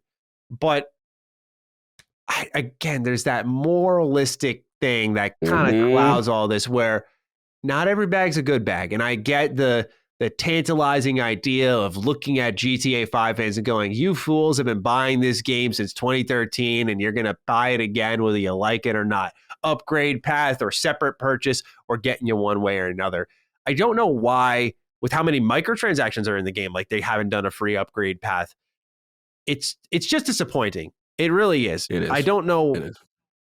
I don't want to say I don't know. I do know. I keep saying I don't know, but we know why. Yeah. I'm in denial though, because it's just sad to say. It's sad to see. You look at the current state of affairs in gaming, where you get something like Elden Ring for $60 still, and then you look at GTA 5 charging you now another $10 to upgrade when you're an owner of the game, and we're talking almost a decade next year after release. Bro, it's absurd. We know who this is. Yeah. To me, this is just when, what was it, NBA 2K set the jet off. Mm-hmm. There's like, here's the diagram. Oh, yeah. 5 models. Here's the next gen path. How you going to get there? Yeah. Once they saw that, they was like, oh, next gen? Mm. Oh, you want better graphics and frame rates? Pay up. And they know the power they have. Because as much as people talk, much as people, I know my boys that buy that 2K every year. Yep. And they spend like $100, $200 in VC. You know what I'm saying? GTA is the same thing. I know these people, they're going to buy it every year, and they got the metrics. They know we can sit here and talk, but dudes is buying. So to me, yes, egregious. I don't like it. I mean, thank God I'm not really into GTA like that anymore, so this does not affect me. I will see y'all on the new game when y'all decide to actually make a new one. I will be back, but I'm not buying you 1,000 times. I have no interest in this thing. So I'm good. Yeah, just release Bully 2, and then we'll talk Take-Two. That's all I'm saying. Exactly. I'll be willing to negotiate a next gen upgrade if that's the case. If that is the deal, I will do it. Exactly. All right, that's all the news we got for this week. It's time for the Game Pass pick of the week. Cog's been holding it down for a while. I got a bit of a spicy one. I warned you before the show. I was like, this is an interesting one, but I want to highlight. What's this? It's time to put some respect on the worst Final Fantasy trilogy ever made. And that's right. We're talking about Final Fantasy 13 because Lightning Returns has just been released on Xbox Game Pass. It's on PC. It's on console. I'm going to recommend the console route. My friend tried to play Final Fantasy 13 on PC through Game Pass, and apparently it was terrible. So I'm just going to warn everyone about that and tell you to check out the console version. They put an FPS boost on and all this stuff, so it's looking sharp. Lightning Returns, I mean, the Final Fantasy 13 trilogy in general is just fascinating. Like, it's 3 different games that tell an overarching story. Like, the first ones, each of the first 2 the first 2 games have a completely different combat system. And then the stories and the party systems are different. Like in Final Fantasy 13-2, you've got this Pokemon system where you can capture creatures and you only have one other party member. Whilst in Final Fantasy 13, you have like 3 party members in battle at once. They're vastly different. And then in Lightning Returns, they have a very interesting job system that's based off the outfits you're wearing with the face buttons. And you'll change your outfits based off, your attacks based off what outfit you're wearing. And so it's like a mobile job system. What's cool, though, is this game's like Majora's Mask. It puts you on a clock, and the clock is winding down, so you have some urgency to complete stuff. And y'all know I love that mechanic. But the reason I'm doing this is not to tell you to start with the 3rd game in the series, although you could do that, but to just, let it be known that Final Fantasy 13 as a trilogy isn't as bad as people make it out to be. Oh, It isn't as bad as people make it out to be. Now, the first 13, yeah, you want to watch a little bit of a summary walkthrough of that. But that game was so catastrophically destructive, like Andromeda levels destructive, which it wasn't even bad. It's not a bad game. It's just very, very, very, very, very, very, I could go on, linear. So it really hurt the brand name. But then you get to 13-2. The music's fire. The combat's fun. The characters are great. It's a true story that I think is worth caring about. And then it wraps up in Lightning Returns. And what I thought was another great entry. It's just, it gets slandered far too much. So I'm using this as a platform, a call to arms to my Final Fantasy 13 brethren who also don't like Final Fantasy 12 just like me. This is a series that if you slept on for a while and you've got a little openness in your JRPG heart, give it a shot. okay. It's not, trust me, 13-2. It's one of my favorite Final Fantasies. And I'd say They be coming for this one, Matty. They be coming hard for this one. They be disrespectful. I'm not defending the first game. You can watch a summary on that. But Final Fantasy 13-2, if you keep an open mind, it's got some Chrono Trigger mechanics in there with time travel. It's got a really fun combat system. It's got a fun capture mechanic. The music's great. I mean, there's just a lot there that I think if you go in, you might enjoy it. So speaking of Lightning Returns, I just wanted to promote the whole trilogy and just let people know that as someone who's played a lot of Final Fantasy games, especially recently, that this is a good one. It is a good one. Fair enough. Selling it. All right. Anything you have to add to that, or shall we move on? No, it's just funny because I know how controversial that is, and that the Final Fantasy community is so passionate. And it's just funny to listen to it. So I just love it to hear the battles of people talking. Yeah, look, I mean, Final Fantasy as a series is so interesting because it's so mobile. Like people loved Final Fantasy 15. I love Final Fantasy 15. But as I got further away from it, I'm like, I don't think I like this game as much. And I went back to it. I was like, yeah, never mind. So I think with this one, it's the opposite. People played it like, I hate this. This sucks. Get further away from it. It's like, why did I hate it? Give it another try if you're one of those people. I think you might have something there that's good in store. Okay.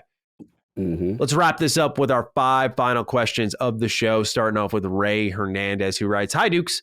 I got to ask, with all this talk about Elden Ring being too difficult and not accessible, I find it hard to believe that From Software did not make magic intentionally overpowered for those who want an easier experience. I'm a level 80 astrologer with roughly 30 hours in the game, and I can blast my way through some of the toughest bosses with ease.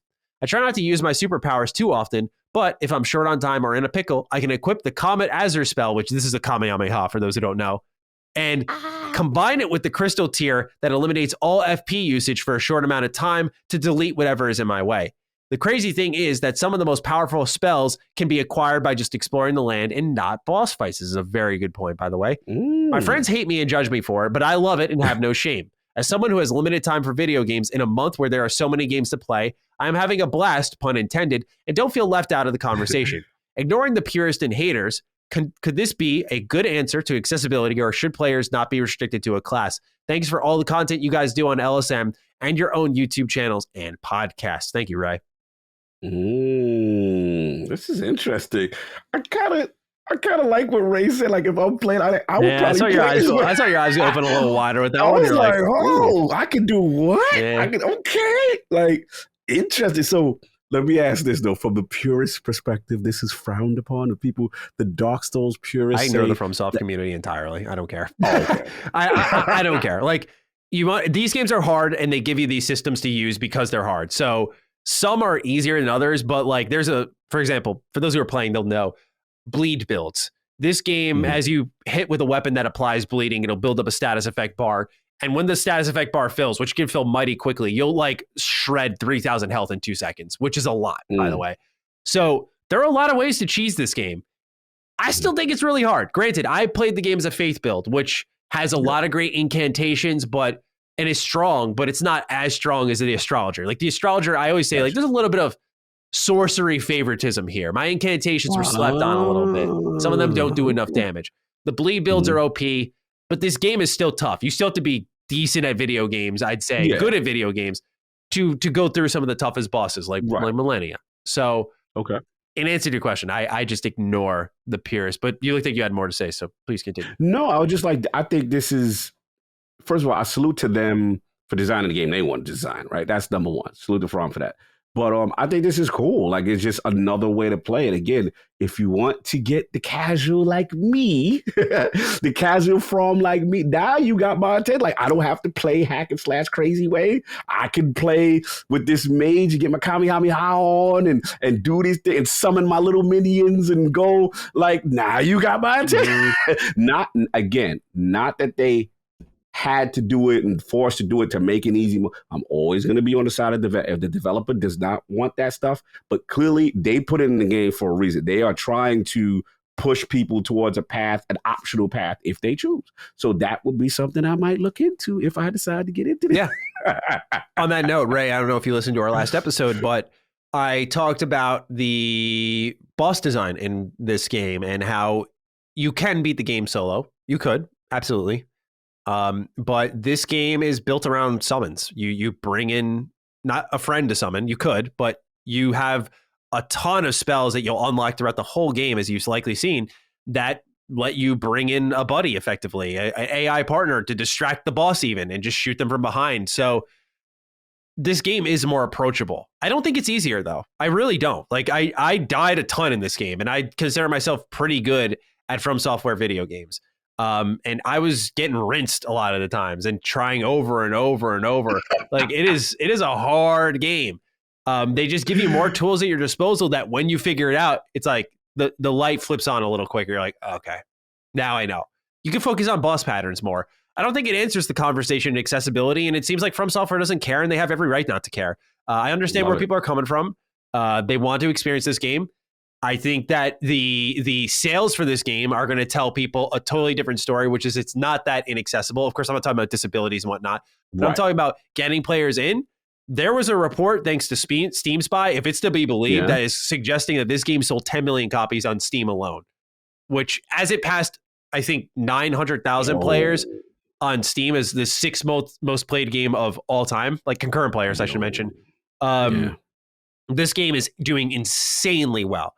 Obviously, I don't want to run away with those numbers, but the difficulty has not kept people out because guess what? Games were super hard when they first started, and they are still hard to this day. And not every experience is built for everyone. I know it's shitty to say, apparently, in this industry. I'm with you on that. But I just can't sit here and act entitled when I don't like a game because it's not made for me. Like, not every game is made for everyone. I can even say that for my own game. My game is probably... I don't want to say what, but it's not for everybody. I was about to spoil my own thing. I'm about to get that exclusive. No, not yet. We'll eventually talk about it. But my point being is not everything is for everybody. You make things for specific crowds. And From Software is so beloved that they're lucky that their games are reaching mainstream levels, but they've reached that path through, I respect the hell out of this, staying true to themselves, man. Stay true to yourself. Stay true to themselves. You don't have to acquiesce, and again, it's just, not to get too preachy, but I just feel like I'm with you. Like, not everything's for everybody, and it's okay. It is okay. Like, there's some games I'm just never going to either gravitate to or be good at, and it's okay. I don't have to be the champion of every game or like every game I feel, The only thing I would say is, like, from a control standpoint, the person is allowed to play it or maybe configuration, maybe, other than that, I don't really, if they want to design a very hard encounters or difficult encounters, knock yourself out. If you want to have, a specific type of content, mature, whatever, knock yourself out. It's up to the gamer to decide if it's for you or not. And that's it. I'm always going to be pro developer. Make the game you want to make, even if it's niche, hardcore, and you just only want to ascribe to that. Yep. That's your choice. Yep. Absolutely. So great write-in here from Ray. I don't think there's anything wrong with you using spells. And, From Software gave a lot of answers to being able to approach this game. A lot of people are saying they're having an easier time because you can walk away, as Cog said at the top, you can walk away from a boss fight, come back later. And that's a great thing. Again, you'll still come back and get slapped around. I've learned this outside of the right opening part of the game. Most things still hit you hard enough and frequently enough because of great enemy encounter design that you still got to be on your toes. You're going to hit harder and they're going to hit a little bit less, but they still will knock you down and do damage. Like, if you're on your horseback and enough enemies hit you, you will fall off and they can just beat the life out of you on the ground. So again, you got to be on your toes. I don't want people to come in thinking it's easy. It will be more accessible though in that specific way.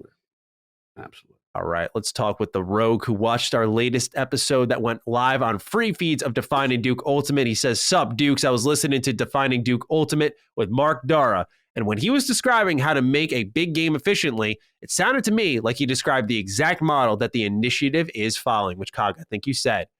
"A core team creates a good core gameplay loop and clearly understands their game. Then after that, you can throw money at it. The initiative worked with their relatively small team for 2 to 3 years. Then they hired a relatively large team to finish the project off. What do you guys think? Encouraging the model for the future? Take it easy." Love this question. I do too. Because when Mark was talking, that literally was I'm like, yo, initiative is kind of using that model that because remember we asked Mark specifically, and you asked him too, like, with a studio as big as it is, and when you have all those resources, what do you think is the ideal thing for game development? And he kind of mentioned, you got to have that core foundation first. You got to kind of know what your game is first. And he appreciated those smaller teams, right? Where you had the vision, and then from there, then you can go execute out after the core is there. Because he said sometimes with the bigger team, everyone's got their, name in the pot, but nothing's really getting moved on. The core, the essence is not there. It's all these reiterations, and you don't have a foundation. So, with the initiative, that's what we've learned, right? Because we were like, yo, we thought they were big, and no, they were really small. Yeah. And then they're going to go get Crystal Dynamics to go outfit the rest of this framework that they have. It remains to be seen if this is going to be the future of game development, if this is going to result in a good game, because ultimately that's what it ultimately comes down to. Is this game going to be good, right? And we have to see. But if it is successful, I could totally see this might be the new model. This could be the new thing. Because let's think about it. Like from a resource standpoint, you save money. You're not going crazy with this, 200 whatever staff or whatever.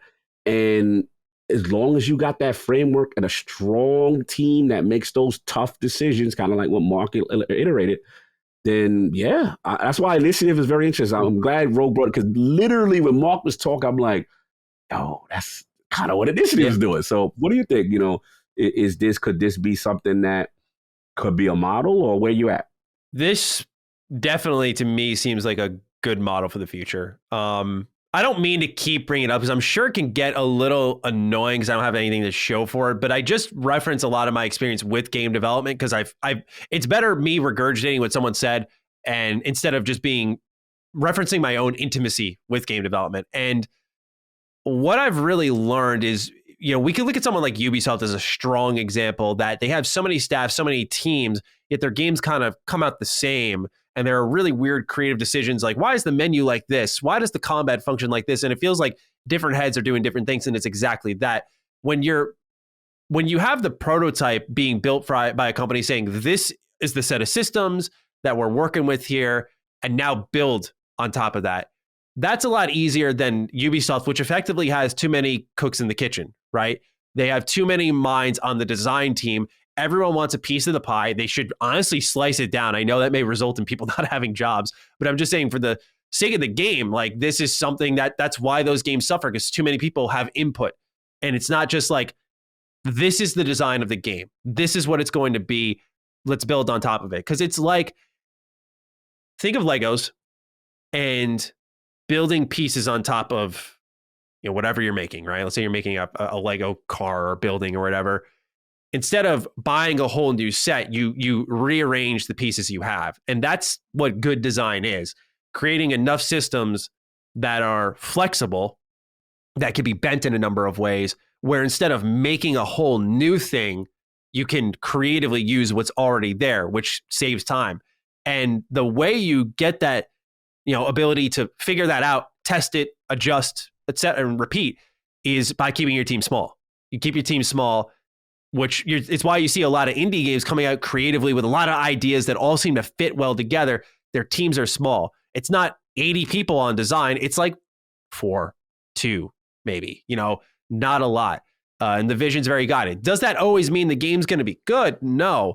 but it does mean that things are a lot more coherent and that you can be, I hate to use the term because initiative uses it. I felt it. You can be more agile. I've had the ability to see someone go, oh, let's adjust this because we have the ability to. And then once you put it in place, there is no going back. That is the scary part. Like once you finalize, like these are our systems, this is what you're doing, you rock with all the pros and cons of that. So that's why a lot of teams take a while concepting the design of a game, because you want to make sure there's no holes in it that you can't foresee.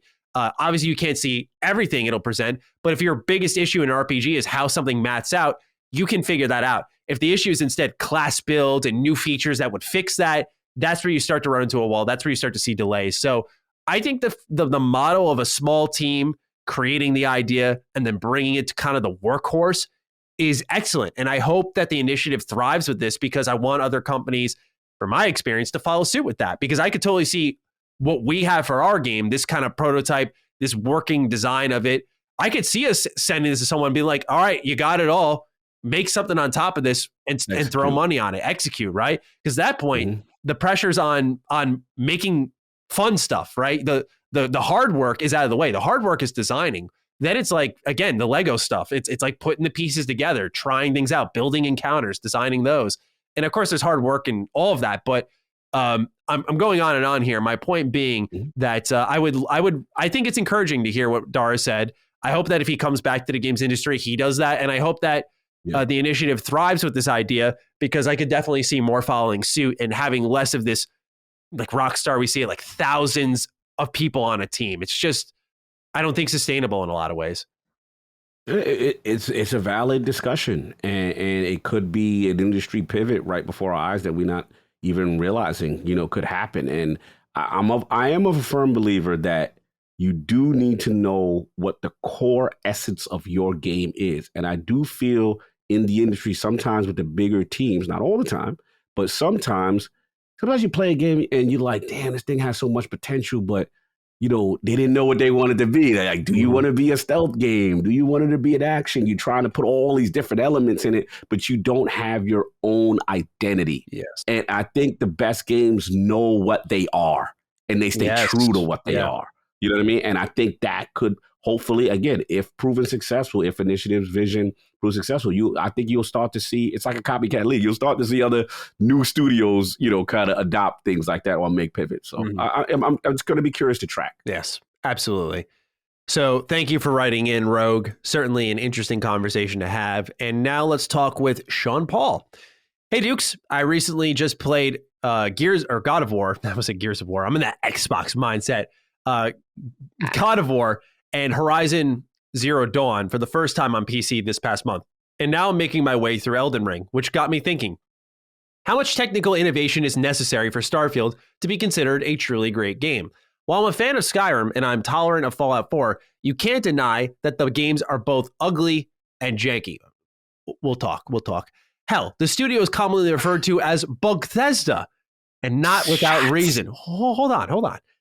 With Sony having a really high standard as regards to technical quality on console, do you think God Howard is sweating a bit? Thank you, and have a my cat tried to show me affection for once and mortally wounded me in the process kind of day. Dude, that's why I don't own cats, by the way. They just terrify me. Like, they just are cute one moment, they're like, "Ow," and they just hit you right away. I'm a dog guy. What can I say? All right, Cog, what do you feel is how far does Starfield have to go on a technical level to get people to drop the bug in Bethesda? Yeah, this is a good one. This is a very good one because, a lot of people who love the Sony first party, they love that technology. They love that graphical fidelity. And I like it too. I'm not going to lie. The things be looking really pretty over there. You know what I'm saying? Alloy looking good. Shout out to my people of color looking really nice over there. It's really cool looking. Look, it's all good. I will say that draws you in, right? No question. But at the end of the day, the essence is the core and the gameplay. And I want to shout out Attic because we've had this discussion before, and he's a big proponent of this. And I think what Elden Ring is proving is that you don't have to be the most technically beautiful game. But if you do something different gameplay-wise, if you do something different structure-wise that no one else is doing, you'll still get the appeal. So I'm still going to be of the mindset that I know it's going to be crazy because I am #just1 and I love graphical fidelity. I love graphical fidelity. But it does show if you do something innovative, people are going to gravitate. And Elden Ring is proof. It's not the most beautiful game I've ever seen. It's not the graphical fidelity. Oh my God, this is Elden Ring. But it's what it's doing, right? So to his question with Starfield, look, we know the history with creation. Yeah, you know what I'm saying? But it's the flexibility of the engine why people love it. It's the questing, it's the choices, it's the consequence. That's why people love it. They want to see how they affect the world. They want to be part of a faction. They want to be, the Dark Brotherhood. You want to be the Thieves Guild. You want to do this. You want to see how your things affect the world. And I think, and also the law system, I always felt like was always something that was really cool in Bethesda games. And just like, yo, you still in this town, you gonna have this reputation. Yes, it go carry with you. So I love that kind of, I think the systems is what really drew me to becoming invested in like a game like, Elder Scrolls. So look, I think it's going to be not as bad as people think it's going to be. Like, people acting like this is going to be an absolute, crappy looking game. I don't think it's going to be that, but at the same time, I'm not going in expecting, based on the history, like this is going to be coalition level graphics. I'm not coming in expecting that, but I think it's going to be better than what is anticipated. The key for them, the gameplay, the story, the questing, does it do something new in the genre? If they do that and it's not the technical achievement graphically, they're still going to blow people away. Yeah. That's how I feel. But I'm curious about you and the slander. I don't deny that BGS games are janky, but I don't think they're ugly. I really don't. I think for what they're doing for their time, I think Fallout 4 is a good looking game. I know the character models are a little hit or miss. I think that's a good looking game. But I think like when you look at Oblivion, I'm like, this is a beautiful game for 2006. Like, I went back, I paid. I was like, like even when you fire it up, of course, the facial animations are not good. But like, I think it's a beautiful game. But I understand the notion of Bethesda. I always found it fascinating because like I've experienced like a bug here or there in their games, typically like funny ones, like, oh, this person's head is backwards while they're talking to me. But I've seen these compilations of just absurd bugs in their games that I play them all the fucking time.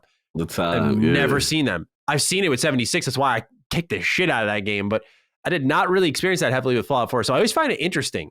I wonder how much just reputation precedes these types of games and releases. And I'm wondering if they're tired of that and they can write the record. Because the biggest win that Starfield had at E3 was not just showing off new IP, but that people thought it was CGI. Yeah, that's what I thought. I was like, yo. Yeah, people thought it was CGI. And I don't think it looked like CGI, but people were like, what? So we get a crappy CG trailer? I'm like, that shit was gameplay. In engine, but that shit was gameplay. And that doesn't mean it's going to be representative of the final product, but I think it'll be close to it. And again, that really showed to me they've come far already. And I don't think it'll blow our socks off because I'm right there with you, right? I think the focus needs to be on the systems because Fallout 4 in a lot of ways, the reason I defended it as a joke, but really in seriousness, is because it did move a lot of things on a technical level forward for Bethesda Game Studios as a whole. It's shooting, it's immersion, it's lesser load screens. I do think it's visuals, it's color palette, and people were talking about the systems and what was wrong with that and how it was underwhelming compared to previous BGS games. So I'm right there in the same area as COG, where if BGS makes a game that evolves what that exploration is, where, I mean, the dream really for me is, and I could get all fanboy here, the dream for me is this, COG, that of course we know the horizontal exploration of a BGS game. You see the map bar on the top, you're like, what's that cave icon mean? You go in there, you find a story in there, but that I can get in my ship, go to the stars, kind of like No Man's Sky, go to the next planet, land in a specific area, explore again, and have that feeling again. That would reinvent, like find a ship floating out in space and be like, yo, wait, can I board that? Board that? Like that exploration, because that's what they're good at, man. Not even good at, that's what they're fucking phenomenal at. And if they reinvent that, I think it's one of, outside of God of War, I think it's one of the few games that will challenge Elden Ring, possibly. Right. Not greatest game of all time challenge, because I know that's what a lot of people are saying, but I think on a level of innovation, It's been a while. People have forgotten what it's like when a good BGS game rolls around. Facts. I think Fallout 4 was universally enjoyed, but I'm talking a Skyrim. I'm talking a Fallout 3, Oblivion. So if they get really just riding the coattails of COG here, the systems right, that is what will matter. Do they need to innovate technically? Yes, but I think because the expectations are so low, they're in a good spot. They can make some marginal, like we got the new engine. Things look generally better compared to our last release. 76 sucks. So, hey, look at this game. Look at our next one. Like what people are going to do transformation comparisons. They're in a powerful position if they nail this one. So I don't think Todd Howard's sweating in turn. Todd doesn't seem, from my interactions with him, doesn't really seem to give a shit about what's going on beyond his own studio, which is why I think the tunnel vision hurt them with Fallout 4 and 76. But I think now is a time where it's going to really benefit them. So a great write in here from Sean. Anything you want to add, Cog? No, same thing. I'm like, listen, God Howard, he good right now. He know what he do. Like he ain't worrying about these dudes. I mean, all that other stuff is nice and all that, but at the end of the day, that reputation precedes itself. You can't take away the resume, and the resume has shown this is the studio that has given us these Elder Scrolls games, the Fallout series. Like we can't be disrespectful now. I understand. We can't be disrespectful. I agree. I just that's what always baffled me. I sound like such a fanboy this episode, and I do apologize because I do love their games, but I am critical of them. But I always never understood the idea that like once they made 76 and it was very bad, that they were like instantly a bad developer. I'm like, in my eyes, they've made one really bad game, but please go. I'm gonna tell you what the real issue is here. Why people are doing all this to God. Let's hear this. Is because the rumor is, and we're gonna go extremely fanboy. If Microsoft gets a hold of the studio, who knows what's gonna happen? So what has to happen is Starfield needs to be a good game, an amazing game, to dispel that. So that people go, oh, okay, all right. You know what I'm saying? It's amazing. And it's under the Microsoft banner because the rumor is that Microsoft is going to destroy the studio and somehow put their tendrils in and they're going to tell Todd Howard to put 65,000 microtransactions in it. It's going to, that's what I'm trying to say. So Microsoft needs the win because there is a base that feels that I need to see first before we see, you know what I'm saying? That's what it is. And until that happens, then all that talk goes out the window. And trust me, if all it takes is for a game to land and people see their little Metacritics that they see, and then they're going to calm down, all this talk going to go away. And that's what it's up to Microsoft to prove. Yep, absolutely. Let's move on to Beloved Emperor. Hello, Thievius, Raccoonus, Matty, and Void 3.0 Cog. Those Sly Cooper rumors, they've been riling me up, man. So it took a lot for me not to mention it in this episode because I know we gotta stay mostly Xbox here. But when I saw them, they've been popping up lately. I know you're going crazy, man. I was like, because it started off with like little reports, murmurs, and then this website got updated. I'm like, they're definitely doing something with it. They're definitely so. It's just a matter of when, baby. Apparently Pixel Opus is working on it, by the way, which is a great pick. They're the ones who did Concrete Genie. Like that is a awesome pick. That's awesome pick. Provided that's true. We'll see. Anyway, sorry, Beloved Emperor. You said the sacred word, so I had to go on a little bit. With Square Enix's recent string of games either failing to meet expectations, Guardians of the Galaxy, or being right flops, like Babylon's Fall, do you think the timetable for Square selling its Western studios is sooner rather than later? Thanks for the great content every week. P.S. I both of you have a wiped by the final boss in the new raid only to be saved by the final second damage from a lasting impact rocket kind of day. Have you been here, Cog? Has this happened? That is very relevant. I know that's a hardcore Destiny fan. Yeah, definitely. One of the raid teams that completed the raid won it in that fashion where the whole team was wiped, but they shot a rocket on the way out. And it had this perk called Last Hit Person that detonates 3 seconds after it hits. So it looks like the game over screen's about to go on. And then boom, the boss dies with that last hit. And then the whole team gets wiped. They're like, oh my God. It was a moment. So whoever that Beloved Emperor, I know you're a Destiny fan because that went viral for that team that did it. I believe shout out to my man Amaze. He was part of that team. But yeah, salute to them, man. I know what you're talking about. But to the question on what he's saying. He's saying he thinks Square should be selling sooner than later with, Is it Babylon time, 4. Cog? Is it time? Has the timetable accelerated with what's going on with flops and expectations not being met? They just announced a plethora of games, as we talked about at the top, with the new Valkyrie game. We got a new Platinum game in the mix, possibly, or at least co-developed Platinum game. So are they going to start to sell the Western studios like a who made Eidos Montreal made Guardians of the Galaxy. Eidos Montreal made, yeah. Like, I mean, it definitely feels like the Western divisions in the doghouse. It just feels that way. That's all I can say. Dynamics just getting the shit kicked out of them, man. It's not all right. Oh, it just does. So it's like, do they look at them as the scapegoat? Do they look at them as, y'all not producing? Like, but we still to this day think it's a little weird that they're allowed to go work on Perfect Dark. Like, I think it's a little interesting. I know Daryl Gallagher has the relationships, but it's like, be gone, get from my face, Avengers team, go, and take a bag. So, I mean, one thing about Square is they are willing to take a bag. They're the greatest mercenaries out here. They are out here getting the bag from whoever, whether it be from an exclusive standpoint, marketing standpoint, Game Pass standpoint, initiative. You want, we will give you a studio to help you co-develop.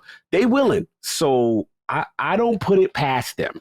I would not be surprised if, the Crystal Dynamics things happen, because Perfect Dark hits, it's a good thing. Initiative likes the relationship. And then here you go, Crystal Dynamics in the Xbox Game Studio family, which I wouldn't have a problem with. So I wouldn't be surprised. Yeah, I wouldn't be surprised either. Just, again, we always wondered if it was possible to extract teams. And then we saw what happened with Tencent, where they bought a majority stake in Aaron Flynn's new studio and pulled them from another publisher. So it is possible. And even People Can Fly, that's another team that apparently underdelivered, even though I think Outriders did very well. Yeah. And I remember you playing the new update with the expansion. That's one that I really wanted to get around to. But Rise is good. Yeah, it's but good. That was a game that I thought seemed to do quite well. Game Pass aside, I think Game Pass helped save that game. But I could see them toying with the idea. Again, it's about finding the right suitor here. Everyone's kind of leapt to Xbox, and I think they're working on Crystal Dynamics, right? Like, if they like what they see, I think Gallagher is going to step into Phil's office and be like, "Look, we need this type of team, the workhorse, effectively." But we're in a different position now. Does Xbox make a move like this, where this conversation is even sparked, if they already had Activision in-house with all of those different support studios? Do all these support studios end up working on their own game? We have yet to know this, but do you think they would have gone out and struck a deal with Crystal and Square Enix in turn if they already had Activision in the fold to sort of be the grunt force behind Perfect Dark?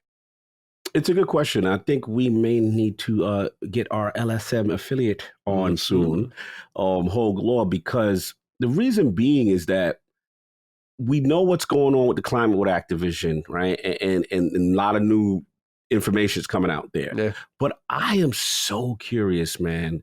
Like, can they make that move now, right? Can they, I'm just curious, So yeah, like, I don't know. I don't know. This is something with the structure that put it this way. I know Microsoft will want it to happen, but the other thing too is we also seeing a pattern lately where Microsoft, to me, seems to be allowing people to work with them.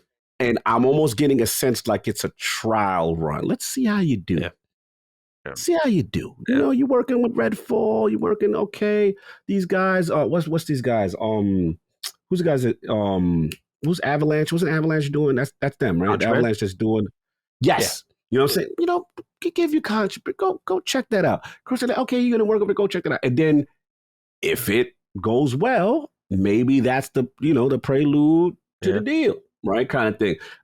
They're moving a little different, and I'm very curious right now what happens. And the main thing to me is the cloud about Microsoft Activision. That's a big one. Does that stop anything? Does that is the block too hot? Yeah, right. That's the We're question. reading that there's potential of like it's stopping the deal because of what's going on with shareholders and potential insider trading, and it's like, oh God, man. And then if I'm them, if this they know internally is impacting things, then you might just want to make deals because if they're available, just because there's a chance, as we've always said, that the Activision deal falls through. So it's definitely worth entertaining the idea that they may extract a studio at some point. But I like the idea that if they get Activision in full, that they start doing what PlayStation did and nurturing, if you will, over time. Yeah. To me, that's nurturing. To me, organic. Sorry, I used the wrong term. Organic. I know, right? Yeah, like that's part of it. Yo, we're not just gonna throw you a bag. Let's create a working relationship. Let's see how we co-develop or you work on this game for us, and let's see how it goes. It's listen, you got to date sometime before you put a ring on it. You just can't just throw the rings around. Yeah. That's what I got. We'll see. We will see. Thank you for writing in, beloved Emperor. Last question of the show goes to Andrew. He says, hello, fine dukes. I just asked a question for this mailbag of Collins, so I figured, why not ask the dukes as well? Do you prefer Fallout or Elder Scrolls games more, and why? Also, which is your favorite Bethesda game from each of the two settings? P.S. Matty, it was really cool to learn about your connections with Ukrainian people. I learned Russian while I was in the U.S. military, and many of my teachers were Ukrainian, so I feel a similar kindred spirit to Ukraine as you do. Best regards, Andrew M. Thank you, Andrew, for writing in. We really appreciate that, and thank you for the kind words. Very cool. So, as you can tell, our audience was just in a very big Bethesda mood this week. That was kind of the general consensus when I was done writing. I went, we're going to talk a lot about Bethesda. Oh, yeah. Cog, you got a preference? You have a favorite here? Elder Scrolls, Fallout, fantasy, post-apocalyptic, sci-fi. Trying to get me to pick between my kids. And it's like, come on, Andrew, don't do me like this. It's a tough one. It's a tough one. Look, Fallout is amazing, man. Like, I'm not going to disrespect Fallout. I just raved about VATS and how much I love it and the post-apocalyptic and the vault, the number you come out. And, But I got to be real. Oh, really? I'm surprised here. Please continue. Elder Scrolls changed my life. Like, Elder Scrolls is like, I never forget launching Oblivion for the first time. And I was just like, yo, what is this? Like, this is amazing. Right. Like, I remember like stealing from someone's house and being stopped by a guard and like, yo, what are you doing, fam? What are you doing? You gonna pay this right now? Or I was like, a game is judging me? I got this morality? Like, why is these items marked in red? I thought I could take what I want to do. Right. I'm looting people's houses. I thought it's an RPG. I can do what I want. Right. And it was just like, and then the weapons and Skyrim, bro. Like, the scaling mountains and getting your first spells and fighting Draegr and in dungeons and the elven, like, bro, like, I love you, Fallout. I love you, Fallout. Don't get me wrong. And I know it's sacrilege because I know Fallout made you. I know. But for Matty, this is Elder Scrolls we talk about. Yeah. We do realize we talk about Elder Scrolls. Yeah, Elder Scrolls made me, man. Skyrim made me. That was the game. That was the official Mr. Matty launchpad. Like, without Elder Scrolls, there is no Matty. And a lot of people think that's the case with Fallout, but no, indeed. Right. Elder Scrolls. And I gotta even give some love to Morrowind because I remember OG Xbox and I had it. And I didn't have Morrowind. And my friend of mine, I forget, it was an old job I worked there. He's an Xbox guy. Shout out to, I had to catch up with him. I haven't spoke to this guy in years. But good dude. Like, you know what I'm saying? He worked at the same job and he's Xbox. He's like, yo, you got to play this game more. And I'm like, what is that? And he was like, yo, bro, this game's amazing. You could do all these things. And I'm like, it was so complex and ambitious for its time. And I'm like, yo, this is amazing. And I was like, oh, that's them that made that game. Like, I didn't even know that was them when Oblivion came out. And I'm like, oh my God, oh my God, they're amazing. They're the greatest. Like, that's what it's just the complexity. And I never forget this. When I know this is silly, but I always was amazed by, like, you have I used to run like two-handed style. Oh, of course. Before, and I used to do, then I used to do Sword and Shield. But I remember every time I blocked, your block level increased. So I would just do actions, and then the game would reward me based on how I played and the frequency. If I did a certain specific spell, destruction magic increased. Like, I was like, yo, it's just, Elder Scrolls is a movement. And come on, all right. Now, this one is controversial, what I'm about to say. But because Fallout's theme music, I'm not going front. Chef's kiss. I'm not going to front that. Doom, doom. When that joint hit, you feel it, no doubt. But when that Skyrim hit, oh, dude, Oblivion, Morrowind, all of them. When that, bro, that's it. That's it. The Fusu, that's it. That's it. I don't want. I'm sorry. Hey, I love you, Fallout. If I could pick one, if it's a desert island, it's an island, and I can only play one. Right. The numbers don't lie. Men lie, women lie, but the numbers don't lie. Skyrim is played every year, and God Howard laughs at you. He says, "Stop buying it if you don't like it, because you still." And he sold it again this past year. And he sold it again. That's why it's the GOAT, man. I got to give it to him, man. That's just me. Neither of these picks are wrong. Of course, my pick is pretty obvious. It's been telegraphed for a multitude of episodes. I'm a big Fallout guy.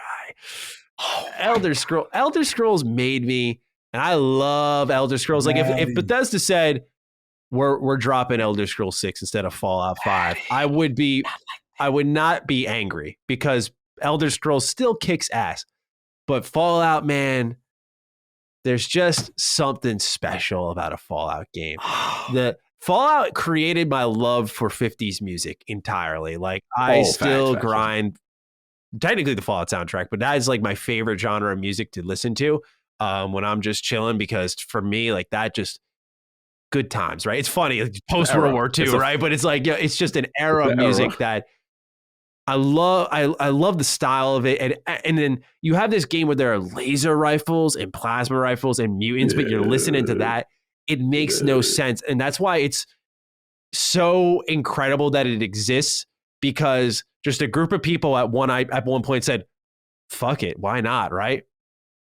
The way they shaped this license from what it once was, this isometric RPG, to the first and third person open world games we know nowadays, again, I just can't commend them enough. Like the transformation is incredible, and it still feels very Fallout. As someone who's played the original ones, like it still does.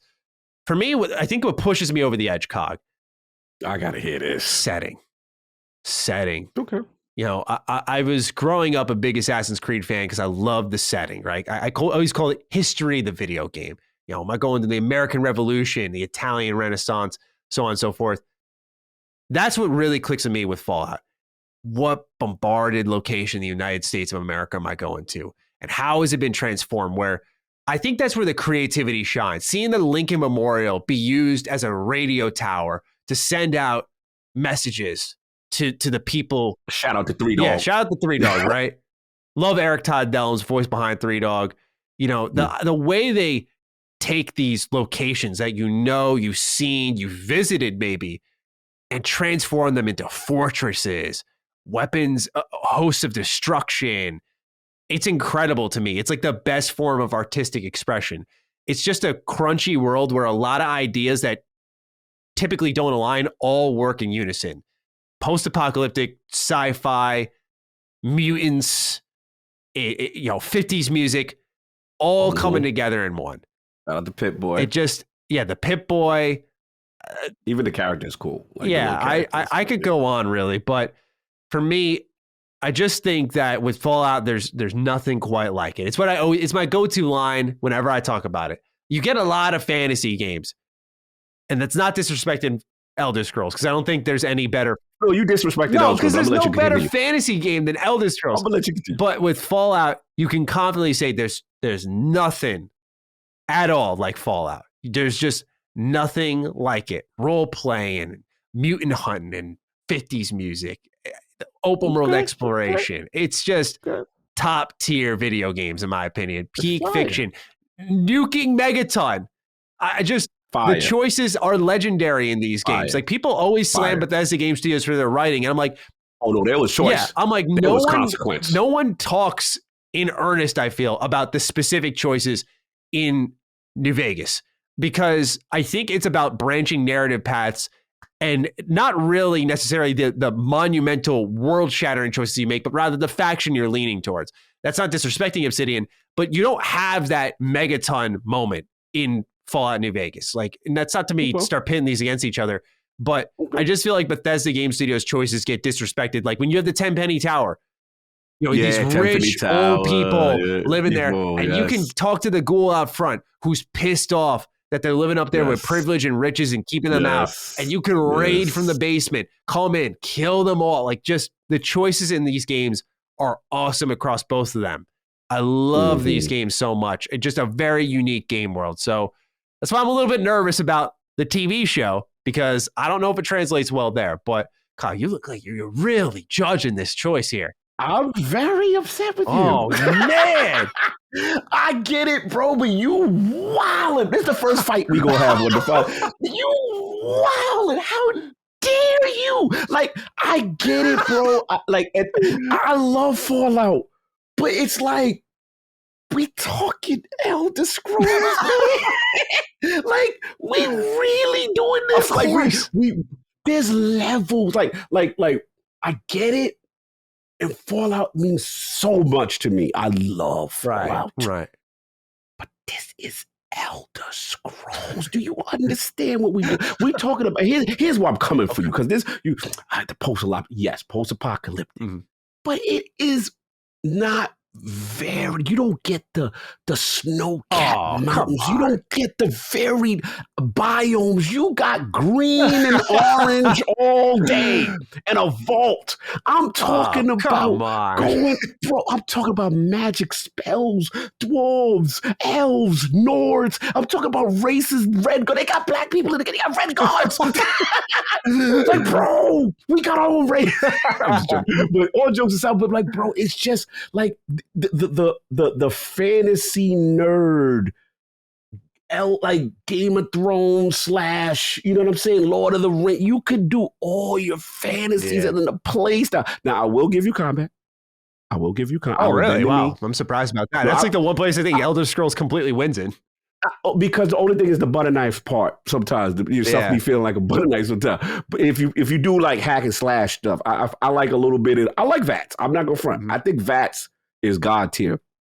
But bro, dragons. You know what I'm saying? Yeah. Like, bro. Yeah, no, of course. I love Elder Scrolls. Skyrim. Do you think any Fallout game could go against Skyrim realistically? No, definitely not. Thank you. Speak from the heart. Speak from the heart. No, I'm speaking from the mind on that one. My heart's saying, don't play Fallout 3. My mind's saying, yeah, Skyrim. Skyrim's legendary. Come on, man. Like, it's just a moment, bro. Mm-hmm. That's all I'll say. And I get it. Look, it's personal choice. At the end of the day, this is personal choice. This is what we like. But I was shocked. I was shocked that you still stood on your square with this one. Dude. I was very because shocked. It's funny. You mentioned environment diversity, and I'm like, I think of something like Fallout 4, which you have the Commonwealth, you've got the Institute, you've got the glowing sea. Like, you've got location diversity, and like that series is all about that. You know, what does Washington D.C. look like in the post-apocalypse? I got a shout out 76. Love that. So much it does wrong. Its world is great. Like, what does post-apocalyptic West Virginia look like? It's interesting. It's got the bottom left corner, which is used for, I think it was like coal mining or something. So it's very ashy there. And then, there's the southeast corner, I want to say. That's much more colorful and open. And then the north is covered in sand and dunes. And, I think there's that diversity you're looking for.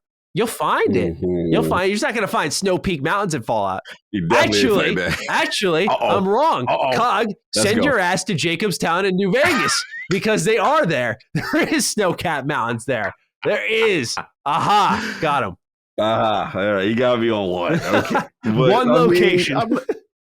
I love Fallout. I just feel there's levels to it. That's all. I just feel that one. Fallout is unique to itself. I will give you that. It is unique. I agree with you. There's nothing like it. I will give you that. Of course. I just feel that Elder Scrolls just changed how RPGs are just made. Like, I just feel like it is a moment where every developer said, oh, this is how we do open world. Oh, like to me, that was a moment in game. That was a shift in the culture, but it's a fun one. I was, you know what I learned? I learned how much you love. Like I didn't know it was. I'm so shocked with the way I bitched and moaned for weeks that you thought I was still like maybe pro Elder Scrolls. Yeah, I thought that, gun to your head, you'd probably go, I didn't think you would no. You know, I got to introduce you to my boy Anchorman. He is he is Fallout to the death. Yeah. Like we used to have wars and, he be, look at Fallout's gold. Look at the most gameplay. We would battle each other on the placement of the games on most played on Xbox. It would be that. Look, the new DLC, the new Fallout expansion came. What's up? Yeah, he rides for it. Like you showed me something today. Yeah. I'm learning. Fallout murders Elder Scrolls in DLC. I just got to throw that out there. It's not close in that department. That's a fact. We sold horses for $10 at one point. Yeah. Not even that. I think even like the mainline expansions. Like I just think Far Harbor is like the best expansion they made. What I've learned though is because I love those games so much, like both Fallout and Elder Scrolls.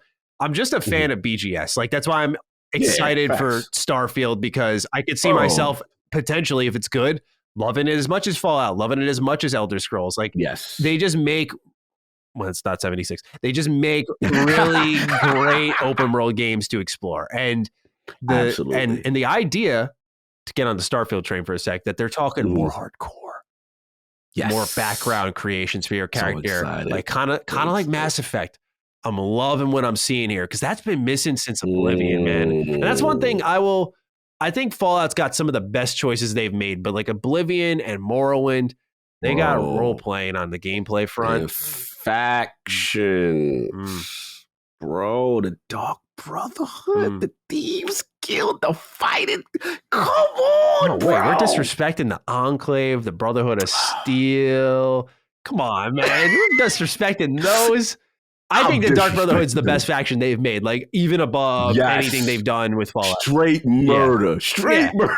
It's not even close. Like the storylines there, like, dude, there's literally Danganronpa in one of the missions in Oblivion where you just lock everyone in a room, people are dying, you're like, who's killing who? How do we get out of here? And just everyone's dead by the end of the quest line. It's incredible. It's incredible. Great. Listen, great series. And the fact that it's the same company that made both. Yeah. And the fact that we can compare these shows you the greatness, right, of both of them. And that's why hardcore gamers were so excited when Microsoft made this acquisition, because we knew RPGs are on lock. Yes. That's it. They're the RPG and the FPS. And for the future of Xbox, super bright. Yes. And this is dope, man. These are fun arguments, because it's just greatness all under one roof and you battle it. You know what I'm saying? I love it. Who's the best of the best? So yes, that's our last write-in there. Thank you so much to everyone who wrote in. We appreciate you, and we hope you enjoyed episode 62 of, pardon me, I had to burp here at the end. Wasn't as loud as like Colin ripping ass and Sacred Symbols, where he had like boosted up. I think I kept it nice and muffled there. But if I ever have a gas sound, we'll have Ben, as they would say, boosted up. Yeah. But anyway, I got off track there. Thank you so much for listening. We hope you all enjoyed episode 62 of Defining Duke. Cog, any closing thoughts, or shall we put a hashtag on this one? But yeah, it's a fire one, man. Another fire one. The end was, people got to stay for this end. That end we just did was fire. Like I was hilarious. Status. Oh yeah, for sure. We got to put a status. I don't know what you want to go with. This was a good one. Man. There was a lot happening here. There really wasn't a focus point. It wasn't a focus point. I mean, the Bethesda joint at the end was a lot of Bethesda in this show. Maybe a lot of Bethesda. Maybe, just a little Bethesda DD, maybe. Yeah, we might have to throw, but it was very Bethesda dominant, because we had the SpyTeam thing. You know, we had a great 76 discussion about what should happen, shouldn't happen. Yeah, like Bethesda definitely. Yeah. You might have to give it to them. Bethesda show. It wasn't planned. No. That's the funny thing. It really wasn't planned. It just organically happened. Yeah. So it's got to be Bethesda in some fashion. Okay. Some form. So we'll do hashtag Bethesda DD if you got this deep into the show, whether it be in the comment section of the video, patron post, on Twitter. I'm at G27 status. That's at Lord Cognito. You can tag us there with the hashtag. Let us know what you thought of the episode and what we could do better, what we should keep doing. And other than that, Cog, it's time for us to sign out, and we'll reconvene with episode 63. So until then, everyone stay frosty. We'll see you soon. Peace out. Peace. Defining Duke, an Xbox podcast, is a product and trademark of Last Stand Media and Colin's Last Stand LLC, and is recorded from the United States of America. The show is conceived by Matthew Mr. Matty Plays Schroeder and me, Colin Moriarty, and is written and produced by Matthew Schroeder. Matty's co-host is Barry Lord Cognito Eversley. Defining Duke's executive producer is Dustin Furman, and the show is edited by associate producer Ben Smith. All of Last Stand's theme music is by Ramon Narvaez. As you know, all of Last Stand Media's shows, including Defining Duke, are fan-funded on Patreon at patreon.com/laststandmedia. The following names are at the producer support level on Patreon, and we're thankful for your kindness and generosity.